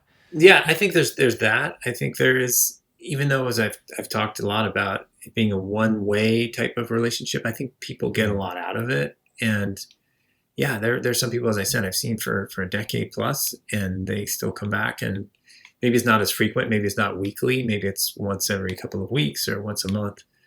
But yeah, people do feel like they can process things or have that space, or they just want to know they have a space that's for them where they can just be themselves. So I think that's really valuable. I think that's one of the things that's tough is when I start out with people, sometimes I see them once a week or more than once a week for a pretty regular time. And then we move to maybe once every other week. I find a lot of times, whether it's patients or me or both, it's a hard time. They'll say, oh, I want to see you once a month. And then it's hard for me just scheduling to do that because I see people, but I do want to be available for them. And I think, again, they get something out of being able to talk about how they think and how they feel and hearing a different perspective. Surely in the kind of the when people are visiting you for like years and years and years, there must be a reciprocal relationship. Like surely you've told them personal things about you when it gets to that length of time, and you're more of a friend at that point. That's a really tricky word, because even if I, let's say, stop seeing somebody, I'd never go have coffee with them or grab a beer or anything like that, because it's just such a unique relationship, and it's really not something that's done in the therapy world. Is a patient's been a patient. They're not going to be a friend. So I think people feel very friendly. People thank me for my friendship. I'm still their therapist, and it is a very unique type of relationship. So I wish there were a word that could capture it. Sometimes I think we don't have enough good words for that. But yeah, it is something that I get something out of it too. But it is different than the two-way relationship for sure. And does that ever get to you? Like, I'm sure that, like, if I had someone that I met like every week for 3 years, and I never said anything about myself, like, has that ever had an impact? Have you ever thought about that, or it doesn't really? It doesn't cross my mind. I think because I think about sharing something about me, about myself, when it can help the patient, and that inevitably does come up. So some of my patients, or a lot of them, know that I am married, or they know that I have a daughter, or they know, for instance, it's funny, I'll tell you this. When I first started my practice, I really struggled because I kept hearing in my mind all these rules and ideas I was taught. Don't do this, don't say this, don't say this. And then finally, my therapist at the time said, I think you need to be more you in your practice. So I put on the walls the things I wanted to have on the walls, and I started to talk to people the way I wanted to talk to them. So the old idea was, if they say, where are you going on vacation? If they ask you that, you're supposed to say, oh, I'm going to see family. Or you just kind of dodge the question, or you say, why are you asking? And to me, that started, it just didn't feel right. So now if people ask me where I'm going, I'll tell them, or something along those lines, that's not going to be taking up too much space. So I personally don't have a problem with that. But I think that other details, like, do you have brothers and sisters? Like that stuff I want to, like, that's not for them to know, because again, it's really about them. So it's keeping the relationship professional, right? Yeah, professional. And then I think I'm really flattered sometimes when people say, hey, my brother really needs help. Can you see him? And I can't, because I would have a hard time in that space thinking about anybody's best interest other than that person I see. So people will come to me and say, can you see my child, my husband, my wife, my girlfriend, my boyfriend, my neighbor, and the answer is typically no, I can't, because this space is yours and I want to protect that relationship. And I do want to be professional. So people don't see that the psychiatric relationship, the therapeutic relationship is different. And I'll have friends say, oh, can you see my family member? And I can't, because it's just, I've got to keep these boundaries. And it's not about me being jerky in any way. It's just that I really need this space to be protected for that individual. And it wouldn't be if they know I'm your friend, if they know because then it gets really strange. Like what if one person sees me and the other person does too, and they hate me, and then it impacts how one person sees. And I'm fine being hated. That's I love when people are angry and hate me. Like I want those emotions to come out, but it really needs to be a tailored space for that person. And how are your friendships outside of work? Did you find yourself falling into the habit of asking questions and not speaking about yourself? It's funny you say that. Sometimes, yeah, I do. I mentioned earlier going to events for my daughter's school where I'm like, I forgot how to have a conversation. Like sometimes it's really hard for me to do that. So I need if I take some time to myself just to gather my whole self and my feelings, and then I go meet people, I'm okay. But I think sometimes it's like sifting through everything and then remembering how to do it. But it can be really hard. I'm much happier, let's say, if there's a gathering, just off with a job, having to do something, because it is hard for me. It is hard for me sometimes. And you mentioned there prior, and I'm not sure, you might not be allowed to speak about this, so to honestly shut me down quickly if you can. Sure. But you mentioned prior there was things when you were training, there was things that you were allowed to say, and there was things that you were not allowed to say. What are some of those things? Sure. So I think when you come out of residency, so I didn't understand this till I was in medical school, but you go to medical school, your first year out of medical school is called your intern year. And that's often part of your residency. Your residency is your time training in the field you've determined you're going to train in. Some fields have a separate internship. You do a different internship, and then you come into that field. In psychiatry, you can do a residency where your first year is your internship in psychiatry residency. So depending on the methodology you're being taught, like psychoanalysis, the old school Freudian idea, like you are a blank slate. The person knows nothing about you. Traditional psychoanalysis, somebody was lying on the couch, the psychiatrist was behind that person, maybe taking notes. And you're not supposed to let them know anything really about you. Like, where are you going, doc? What are you doing for vacation? And the doctor might say, well, curious why you'd ask. Or it's all about like staying this blank slate. And to me, that just felt really strange. And I kept thinking, oh, I'm not doing this right. I'm supposed to not say anything. And then it feels weird if people ask me about my workout routine. And then, whatever it is, it just felt really weird to not answer. And then I realized over time, there's basically two rules that you follow in psychiatry. And I'm going to be kind of grossly oversimplistic here, but you don't sleep with your patients and you don't be fucking weird. Like those are the things that I tell people. And that usually encompasses a lot of stuff there. So I find it weird if somebody asks me a question, I don't answer. So I try to answer now. And I try to, but in a way that, again, it's still not too much for them. But I do want to be human. That's the other thing that helps people relate, is if they know I'm human. So they come into my office, and in some of these very traditional offices, it's a lot of abstract art on the walls and that kind of thing. If you were to see my office, there's a series. I'll see if I can tilt the camera a little bit just so you can see this, although it might not let me. So I have these cereal boxes up there that are just all different. I have over here art in macarons, and then I have over here pictures of Darth Vader and things like that, because I think it's fun for people to see this stuff. I'm sorry, the camera angles here, but I think it needs to be so that people can feel like I'm human. Because if I'm not, they're not going to open up to me. So it doesn't make sense that they would do that.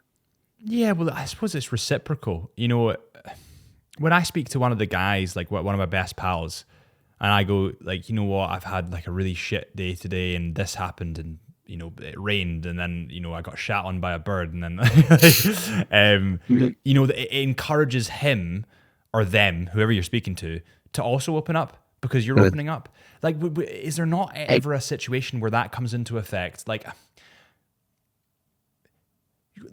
is there ever a time that you humanize yourself and not be a blank slate in order to help the person get through what they're going through? I think that's what I'm trying to yeah. So the phrase I often use is, I know from personal experience, this can be really hard.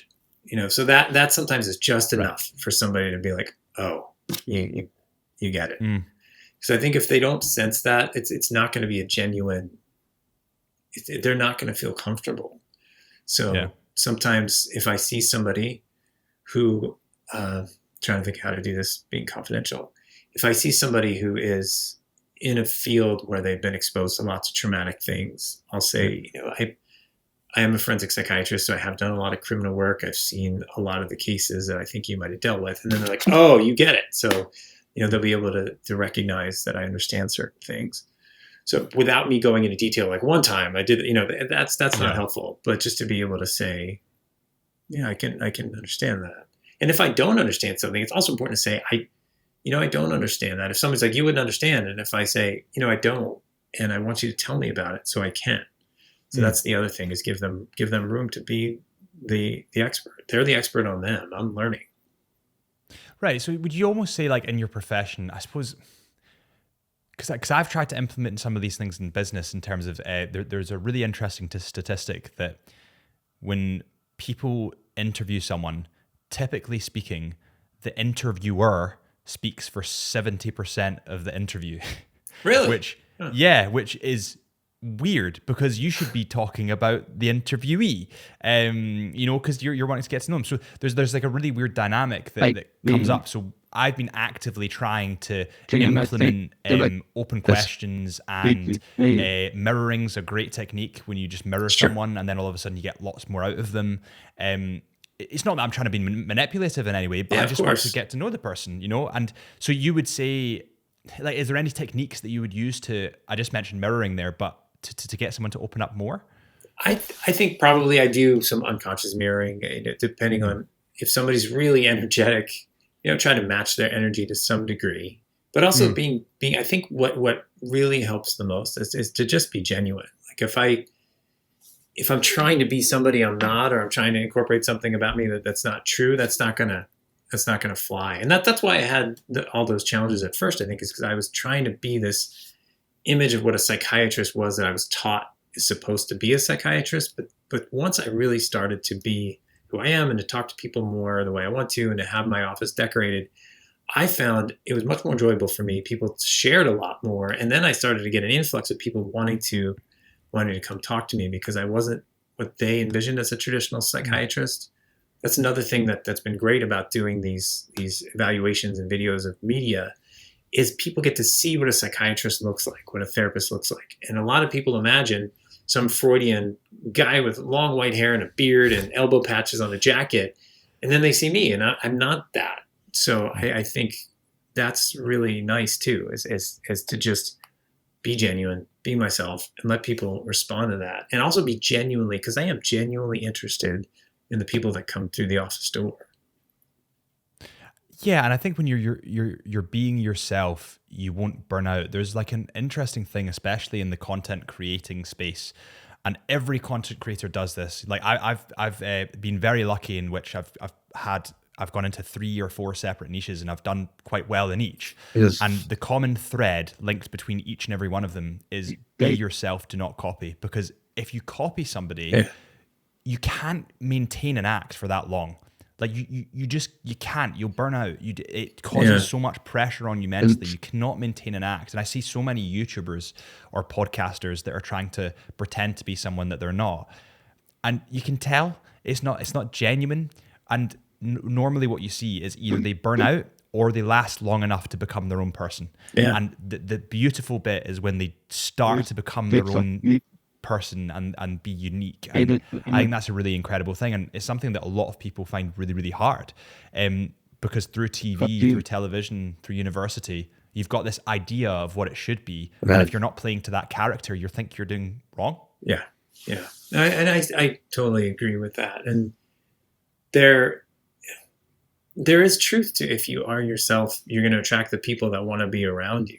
It's one of the lessons that I talk with kids and adults about. Like if you're trying to be somebody you're not in a relationship, how long is that act going to go on for? Or I'll tell people, if they're really struggling with making friends in high school, why would you want to be friends with somebody that doesn't like you for who you are? Like, in a way, can you have that, well, fuck you mentality in your head that you don't like me, fuck you, that's fine. Like, I can be me and be okay. And that message is really hard for people to incorporate sometimes. But once it clicks, they're like, oh, then they find their group. They find the people they want to be with and they feel comfortable. And there's just something about being able to accept yourself and who you are and realize that might mean you're not liked by these people or that's not your group, but that doesn't mean you're bad. Doesn't mean you're not good enough. Doesn't mean any of that. Yeah, I've got a story that I've told a couple of times on our YouTube channel and a couple of other places where I was getting quite into photography, and I had a group of friends that said, you can't do photography because it's really embarrassing on us. And I remember there being a specific moment where I was like, no, you can fuck. So I just blocked everyone, didn't speak to anyone. I was like, you can fuck off, no chance. And then I went on to do relatively well in that area. And that area led me to YouTube, and then it led me to podcasting, and then it led me to luxury watches. And if I hadn't removed myself from that group and surrounded myself with good people that really cared and wanted me to do well, I would never be in the position that I am today. Yeah. But it's terrifying, but you need to take that step. Yeah, I agree. And I think that's a lot of the work I do at different age groups too, is helping people try to take that step and imagine what it'd be like to take that step. And what if you took a tiny step towards that, and just helping people see that if they can come to that realization again, because I don't want to push my agenda on them, but if they're there, like you said, if I were seeing you and you were talking about photography, I'd say, it seems like you really like this. I wonder what was it like to hear these people say, don't do it, and explore that. But yes, again, being yourself and being genuine, that's really important, and it's hard for people to get comfortable doing. Would you say that in your profession, I've asked this question a couple of times, and it's always quite interesting the way it goes. Would you say that you are driven to help people, or would you say that you're dragged from something that might have happened to you in the past that you don't want to happen to other people? It's funny you say that. There's this idea in psychiatry, it's kind of a trope, that psychiatrists are there because somebody they knew needed a psychiatrist, and that child psychiatrists needed a child psychiatrist themselves. So I think, trope or not, I think certain experiences that I've had have certainly led me to think I want to give space to kids. I want to give space to people to really be who they are. Maybe because of pressures that I felt, or other people, recognizing other people feel to be certain ways, like we were just talking about, and allowing them a place to imagine just they can be them. They have the license to be who they are. So I think a lot of people, as I said, everybody has experiences that drive them to think certain ways, and they've had their experiences. It's their history. And I think that certainly colors where you're going with things. And for me, I had my own experiences, but I did want to give a place for kids. I did want to give a place for adults to just have for themselves. What were your experiences? Some of them I'd rather not say, because again, I want to keep things personal. But I'll say that I came from a family where they were very service oriented family. So it's funny, after I graduated college, I will say that I did a volunteer year teaching in what was then called South Central Los Angeles, or South Los Angeles, where the Rodney King riots had gone through about 3 or 4 years prior, 5 years prior to me going there to teach in a volunteer program. And I remember my parents asking me at the time, like, where'd you get the idea to do this? And I kind of stopped and asked, because I was like, you really have no idea? Because they were, again, very service oriented, very giving people. So I think those experiences led me to want to give this place to people, wanted to give to people in different ways. So those are some of the experiences, still speaking generally. Yeah. Is it weird being at the other side of the question? Yes and no. No, because as I said, I've been in therapy for a long time, so I'm used to talking about stuff. But yes, because I know that this will have people viewing it, and I want to keep some of the stuff for my patients. But at the same time, everything that people see about me, if they come see me in therapy, like if some of my patients see this, it's all what they call grist for the mill. They can bring it up and say, "Oh, what was that like?" And then I can understand how is that impacting them hearing that about me. Yeah. So there's always a way, again, to make it about my patients and not about me. So it is different for me to have something asked about me, but in this kind of a forum. Yeah, for sure. And also the things that your patients or potential patients might pick up from the conversation will probably be things that they have a personal affiliation to. In some ways, I feel like I've masked enough and not saying, oh, this patient's dealing with this patient's dealing with this. But yeah, I'm very protective of my patients, not just because it's legally bound that I need to be confidential, but also like it's, again, if you feel like you have a place where you can be you, and then somebody tries to expose all that, that's not comfortable. Yeah, I was gonna ask you. I'll need to restart this camera, but I was gonna ask you, do you have time just to talk about some of the movies? Sure. So, movies. I've seen some stuff that you've done on depicting kind of mental health in movies. Sure. Have you ever seen A Beautiful Mind? Yes, I have. Yeah. What are your thoughts on his depiction of the mind? This is beautiful. Sure. No, I actually did for GQ magazine. One of the first videos I did for them went over some of the scenes in A Beautiful Mind. It tells the story of, I believe, John Nash, the professor at, well, he ended up becoming a professor, but during his time at Princeton. I did like the depiction of schizophrenia in A Beautiful Mind. One thing that I did talk about was that often with schizophrenia, you have more auditory than visual hallucinations. Auditory hallucinations, you're hearing things that aren't necessarily there. And visual hallucinations, you see things. Those are less common. And throughout the movie, I think part of it was a plot device. John is seeing his roommate, and he's also seeing a lot of times when the roommate is here or there. I think more of what I've read or been told is you might see kind of shapes or figures or something like that, not necessarily as detailed as a real person there, but I think, again, to tell the story, they need to do that. But I think that's a really great depiction because it shows how something can, there's a hard time depicting what's real and what's not. And I think that was really well done in the movie by Ron Howard when he directed it. Do you think that when people are hyper intelligent to the point of being a bit freaky, that sometimes there's something else underlying? Like I look at Elon Musk, and I've read one of his biographies, and there's times when he was having full-fledged panic attacks on the floor of the Tesla factory. There's times where, there's a lot of times actually, where he just used to sleep in the office because he had no money. There's obviously underlying stuff there because he's got autism. But do you think, Beautiful Minds is a way to put it, but do you think Beautiful Minds often have underlying issues when it comes to hyperintelligence? Well, I certainly can't comment on Elon Musk or anybody else. There's actually a ethical thing about an ethical teaching in the American Psychiatric Association, not commenting on people you haven't evaluated and who haven't given you permission to talk about them. So I can't comment on Elon Musk. And I don't know that about minds, honestly, that someone who's hyperintelligent has something else going on. I think sometimes very, very highly intelligent people can continually be turning something over in their mind, almost the way we talked about earlier, where you might go from one idea to the next, to the next, to the next very quickly. So maybe that's happening. And so because they're thinking pretty regularly about something, it might seem that they're distant, but I'm not willing to say that means they have an underlying autistic disorder or there's underlying panic or anxiety. I just don't know. I think you'd have to figure out from that person what they're experiencing and talking more about that.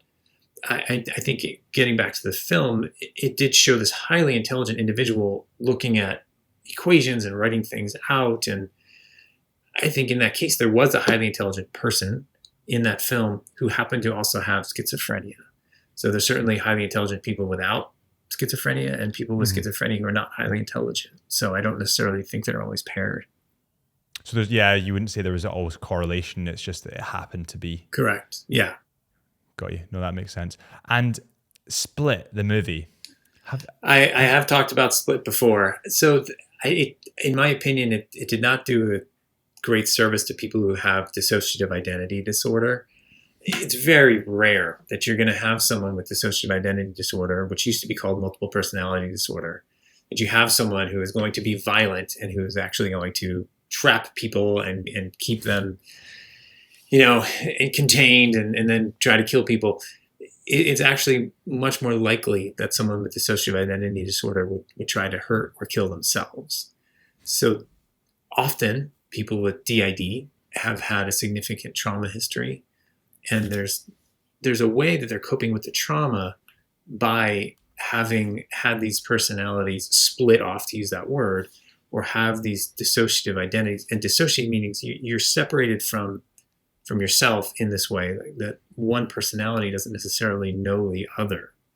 And they sometimes call them alters. Like, all the altered personalities don't necessarily know each other, but they're protecting some emotional state, some way they're protecting that person, that core individual. And so I think movies like that sometimes do a disservice to people with those illnesses, because it's showing them violent all the time. That's actually how I started doing a lot of commentary on media. It was with two colleagues. We decided to give a presentation at San Diego Comic-Con, big comic convention, pop culture convention in San Diego every year in July. Back in 2009, we presented on Batman and Arkham Asylum. Arkham Asylum is really the forensic hospital equivalent, but it's depicted more like a prison in the comics and in the movies. And we talked about how a lot of these characters wouldn't even be in a forensic hospital. They would be in prison, and the difference between psychotic and psychopathic tendencies, and understanding that people who have mental illness are more likely to be victims of violence than to actually be violent, with the exception of maybe when someone's actively psychotic or actively using substances. So there's a lot of education that can go into looking at things this way, such as learning about DID through talking about the character in Split, as opposed to people coming away from the movie saying, oh, wow, I got to watch out for people with multiple personality disorder. They're going to be violent, try to kill me. Like, that's not the direction we want to go.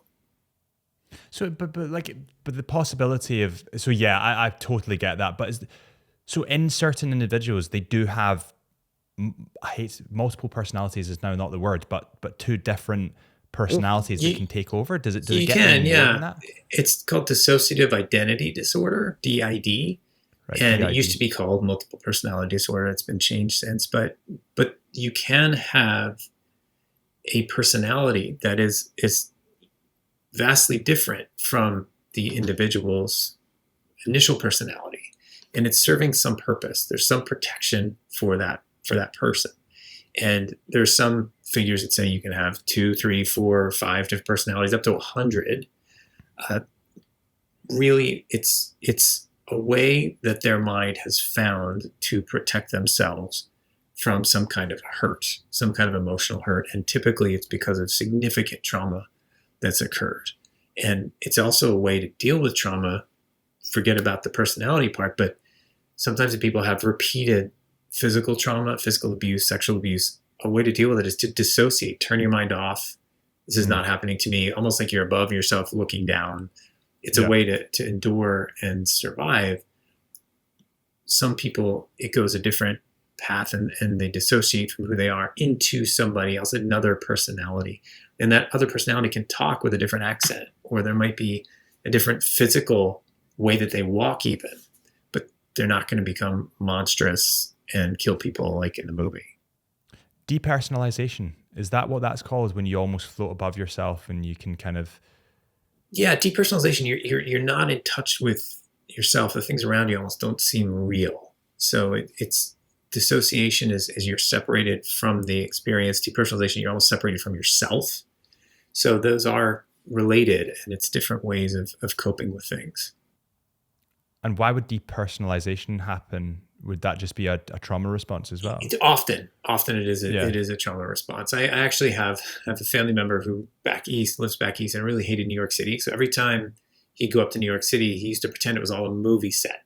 Like, everything could just be rolled away at one point. And it was one way of dissociating from it.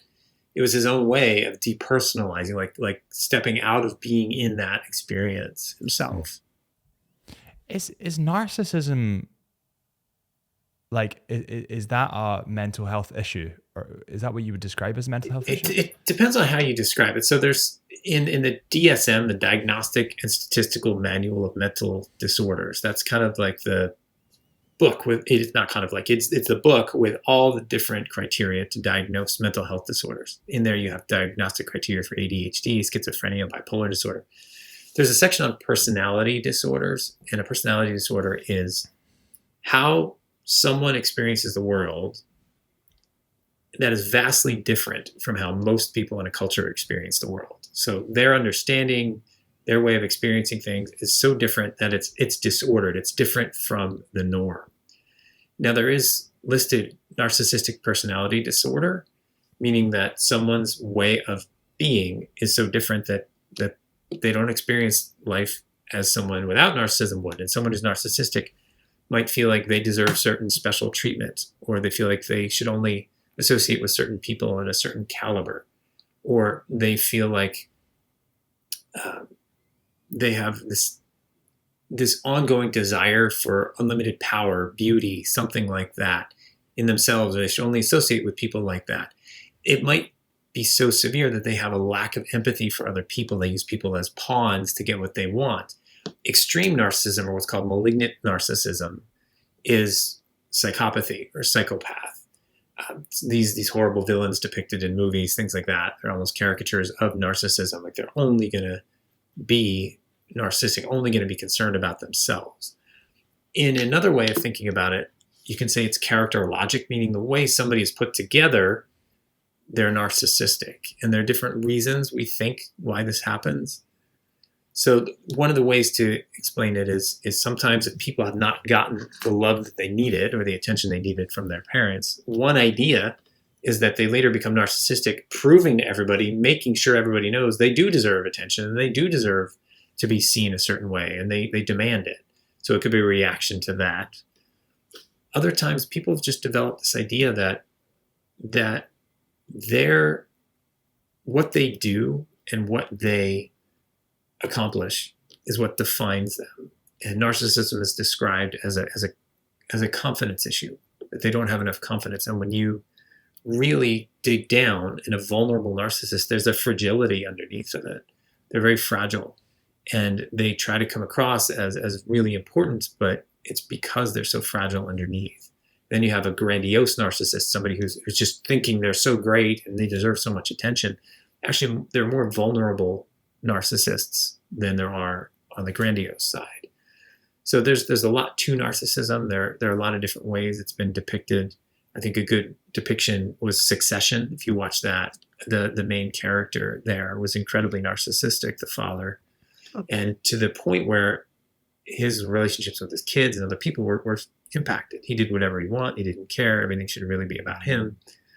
So I think there are different ways to depict narcissism and to show it. If I was back in the dating game and you were to give me 3 quick tips to kind of like spot a narcissist, what would they be? And I know you can't generalize, but like, sure, if you were to kind of give a guess. I think if I'll answer this in 2 ways. The dating tip that I give most people is I think that you should be feeling like you are the best version of yourself when you are with the person you're with. And you make them feel like they're the best versions of themselves. They feel the same way. That's how I think you know you're in a good relationship. When you're in a narcissistic relationship, is everything about the other person in a way where you're getting squeezed out? Do they take up all the room and all the space?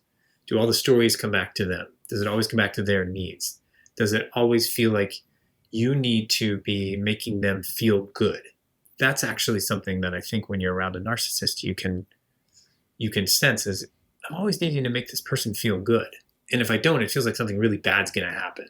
So those are some things to look out for, to feel. And again, I'm not diagnosing anyone with narcissism, but this is just a way to kind of think, wait, there's something going on here that's not what I want to deal with. Have you ever seen A Beautiful Boy? I haven't seen that. I'm familiar with the story, but I haven't seen it. I was going to say it's a great movie. It is a great movie, but holy shit, it's sad. Yeah. It's a young kid, Timothée Chalamet actually plays it, battle with addiction, and Brilliant. Steve Carell Steve Carell. Yeah, Steve Carell is the dad, and you should 100% give it a watch. Goodness. But if you don't watch it with the missus, because there'll be tears, there'll be floods of tears, I'm sure, because it's just the most harrowing story, and it's about a man's a young guy's mental health with drug addiction, and struggling with these kind of things, and he can't understand why he's doing the drugs, but he just keeps going back to them, and I think you really enjoy that in terms of the professional side of it. I think you'd find that interesting. The other movie I was going to ask about, last one, is Shutter Island. Oh, sure. I've seen that. So that movie involves, it's a really interesting, because I'm also a forensic psychiatrist, and forensic psychiatry is the intersection of mental health and legal issues.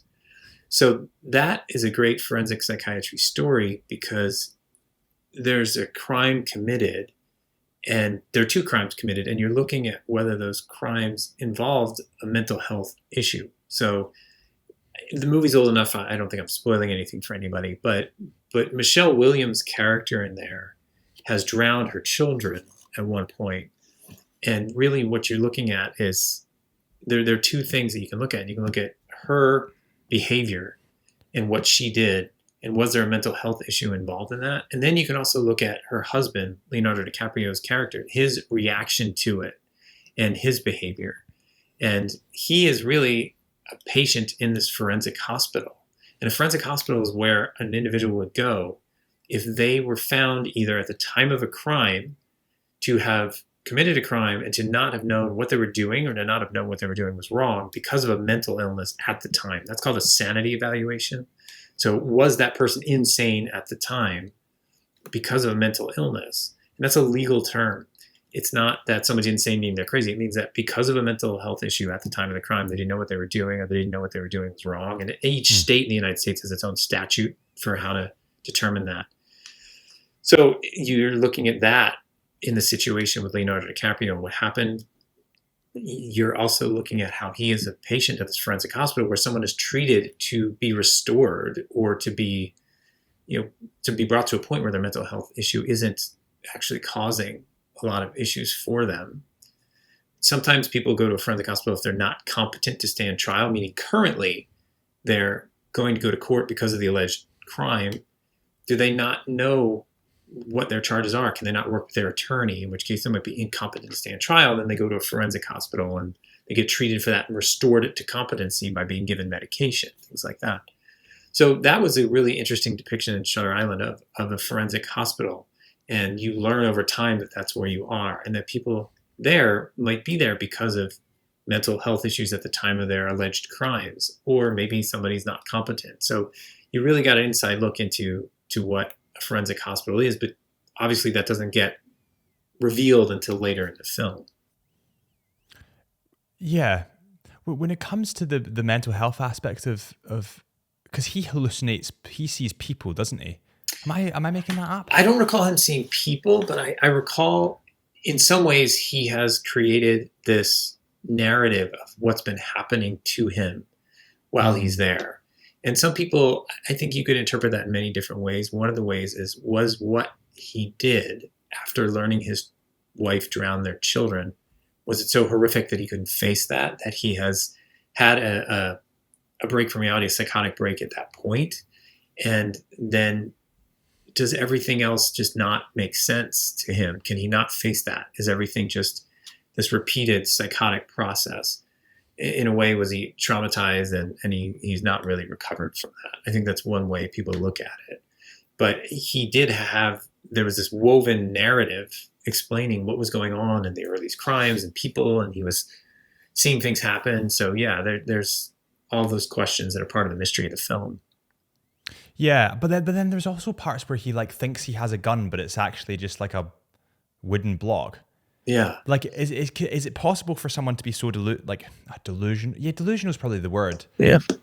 That they think it is something that it's not, even though it's there. Yeah, they can, yes, I think so. That would be called an illusion. Is when something real is there, but it looks to you like it's something else. Is an illusion, as opposed to a hallucination. So it's possibly had an illusion. There was an illusion to him that this was a gun, but he might be so caught up in this story in his mind, this delusion that, yes, he's having delusional thoughts, that this is something that's going to kill people. This is a gun in his hand. So it is possible to have psychotic episodes where things around you aren't what they seem. And people might really incorporate things in their vicinity into this delusional belief system. What's your favorite movie based on mental health? I've not been asked that, actually. I don't know. I think more for me is I really like themes in movies that do come out and that are somewhat hidden sometimes. Like, actually, I go back to one film I really like is the original Superman, Christopher Reeve, because there's this incredible burden that I feel like that character carries that really impacts his psychology. Everybody that he is close to on Earth is going to die. And he's never one of us, yet he still feels like he has to save everybody. So I find that a theme like that, people can relate to in some way, responsibilities that they feel in their lives that they don't want, and they feel tasked with. So I think themes like that I really like. I really like in stories when there's a conflict that people are trying to deal with inside and the relationship issues that they have. So I think I can't narrow it down to one, but there are certain films that I really find interesting. And I think another example is recently on Netflix over here, I'm not sure if it was shown over there, there's a series called Nobody Wants This. And I'm not sure if you've heard of it, but my mum watched that, I think. Yeah, I was going to say, I know this is based mainly for men, so it's probably going to be more something women and your mom have watched. But I watched it with my wife, and it's about a woman who is not Jewish who meets a rabbi and really falls in love with him. And the title is Nobody Wants This. About 8 episodes in, there's a scene where the mother of the main character, the mother of this woman, says to the rabbi, my daughter's father was never around enough for them. And they never felt like they could be enough, basically, or they always wanted more. And my interpretation was, wow, this is a really cool theme that what I think they're not saying, what they're showing is that's how somebody can get an idea they're not enough, is when their parent's not around, when the parent's not giving enough. And I think the title, Nobody Wants This, is actually, while on the surface about nobody wants this non-Jewish person and Jewish person having a relationship, like nobody wants this to happen, I think it's more about how that character sees herself. Nobody wants this. Nobody wants me. I'm not enough. And I think that plays out throughout the whole show, how she interacts with people, how her dating history has gone, how she thinks about herself with this rabbi. So again, I love TV shows and films and comic books and video games even, where I can find a theme and be like, oh, wow, that's really cool how that's playing out, because it's really showing that this person has a history. This isn't baggage. This is their history. Yeah. And actors that can do that are extremely talented. Did you ever see the Menendez brothers documentary? I've not. No, it's funny. You were asking me about watching A Beautiful Boy and watching Menendez brothers. When I'm outside of work, I don't want anything. I want like mindlessness. Yeah. But what were you going to say about the Menendez brothers? I just find it interesting that the whole case is fascinating in terms of how they can kill their parents so brutally, but then the allegations are that there were sexual assault issues going on between the dad and the sons. I think, I'm not sure how you would feel, but in order to shotgun your mum and dad, something must have happened that's building up pressure. Yeah, again, I can't comment on the Menendez brothers, but I think that's the question people often ask me. Why would people do this? Why would people do this? And I don't know. We're still trying to figure out, why do some people have reactions that they do? People were saying, oh, is it video games? Are people playing too many video games? Now they're violent. But the studies show people don't become violent because of video games. They might get desensitized to violence, but they're not going to become violent.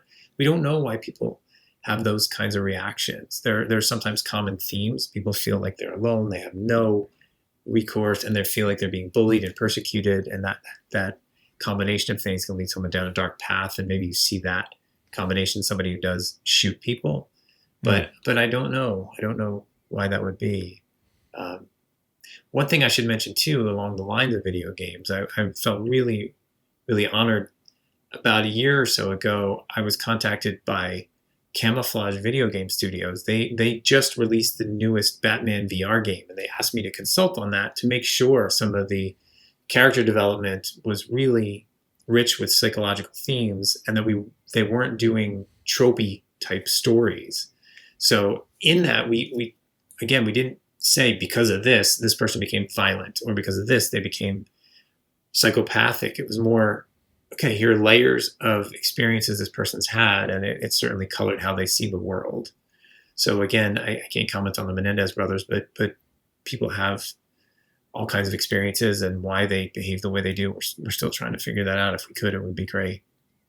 It was funny you said that. The next question on the last question actually on my sheet was about the Batman, the kind of game. Did you? So they hired you to go through and kind of weave together what the background could be, which would make the person the way they were. In some ways. So it was a great partnership. What happened was more, I would review scripts, and if there was something in there that was somewhat questionable, I'd say, what are you trying to do here, and how are you working with this? What are you seeing how are you seeing this character's arc? What are you trying to do here? It was great because they would ask me for that input, and they would really want to do it accurately, and they would really want to make sure that it wasn't done in a way that was stigmatizing or hurtful in any way. And it was really wonderful. They were open to ideas. If I were to say, somebody, this nobody says this, or if I'd say like, okay, this word, let's change that. That's kind of stigmatizing. So it wasn't about me necessarily being a watchdog, but it was also about how do we really accurately depict some issues that might come up for people, whether that's around trauma or whether that's something with mood. So it was a really great partnership, and I was honored to be involved. Yeah, I think that when does that come out? It actually was released here October 22nd. It's on the MetaQuest. It's on a VR game, but it's pretty amazing when you put it on. You look at your hands the first time, you're wearing back gloves and you're scaling and doing all that kind of stuff. Yeah. And one last question. I promise I've probably pestered you enough, but the Joker movie. Does that psychological issue exist where people just keep laughing? So that was possibly pseudobulbar affect, which means there's actually been a disconnection between the front of the brain and the back of the brain, and you can have a spontaneous laugh. You can have a neurological condition that causes you to have normal speaking, and then suddenly break into tears, and then suddenly laugh again. So I think if you're looking for a medical reason, that might be something like that. And maybe he had enough neurological damage over time that was part of what was going on. But I think in some ways that movie showed some real problems with the mental health system, where he's being told there's no funding, nothing's here anymore. And the anger that people can feel, I think, is very real. That people can feel that angry and people can be that upset. Again, they're not all going to go out and kill people, but I think it did show just fury and rage that people can feel. And it builds up. You can see this in the UK, especially, like the tax cuts that or the tax gains in a lot of places that they just introduced, where we're one of the highest salaries for tax in the world, and they're raising the taxes for like old people and the energy prices for old people. There's no support anymore, and you can feel. I feel in the UK especially, there's an energy, or there's a building of an energy that's really not good. It's like an aggression towards the government, and there's a lot of I don't want to say suppression, but there's a lot of things that just do not get accounted for. Like when a politician lies, and to be fair, they do it in the US all the time. When a politician lies, in my view, they should be held accountable. If I was to lie in business and sell you a product and say that it was shoes, but actually it was, pants, I'd get sued, or I'd get taken to court. But these politicians, they seem to just kind of like get away with it. And for sure, in the UK, you can feel that angry energy that people have just been ignored for so long. That it's the same as the Joker. There's a build of energy. Yeah, and I think that's what people identified with in that movie. And again, not they're going to go out and kill people, but I think there was an identity or identifying with the anger, the system, everything being broken. Yeah. Well, listen, Eric, I know that you've got a client coming up in 50 minutes. I had another appointment coming up in about 5 or so minutes. Yeah. Yeah. Right. Well, thank you so much for your time. Honestly, it's been such a pleasure speaking to you. And where can people find you? I know that I did have a little snoop. You have your own YouTube channel. Yes, I have that. And then drericbender.com, all spelled out, DOCTORERIC, Bender, BENDER.com is my website, which should be revamped in the next month or two. And then if you just go to YouTube and actually put in GQ Bender Psychiatrists, a lot of the videos that I do with GQ or GQ, if you put up Wired Bender Psychiatrist, those videos will come up in the YouTube channel and stuff. But if your listeners would like to hear about certain things, certain movies, TV shows, please email me or go to any of those websites and get in touch with me and let me know what you want to hear about. I'm certainly willing to do more videos or podcasts or whatever is out there.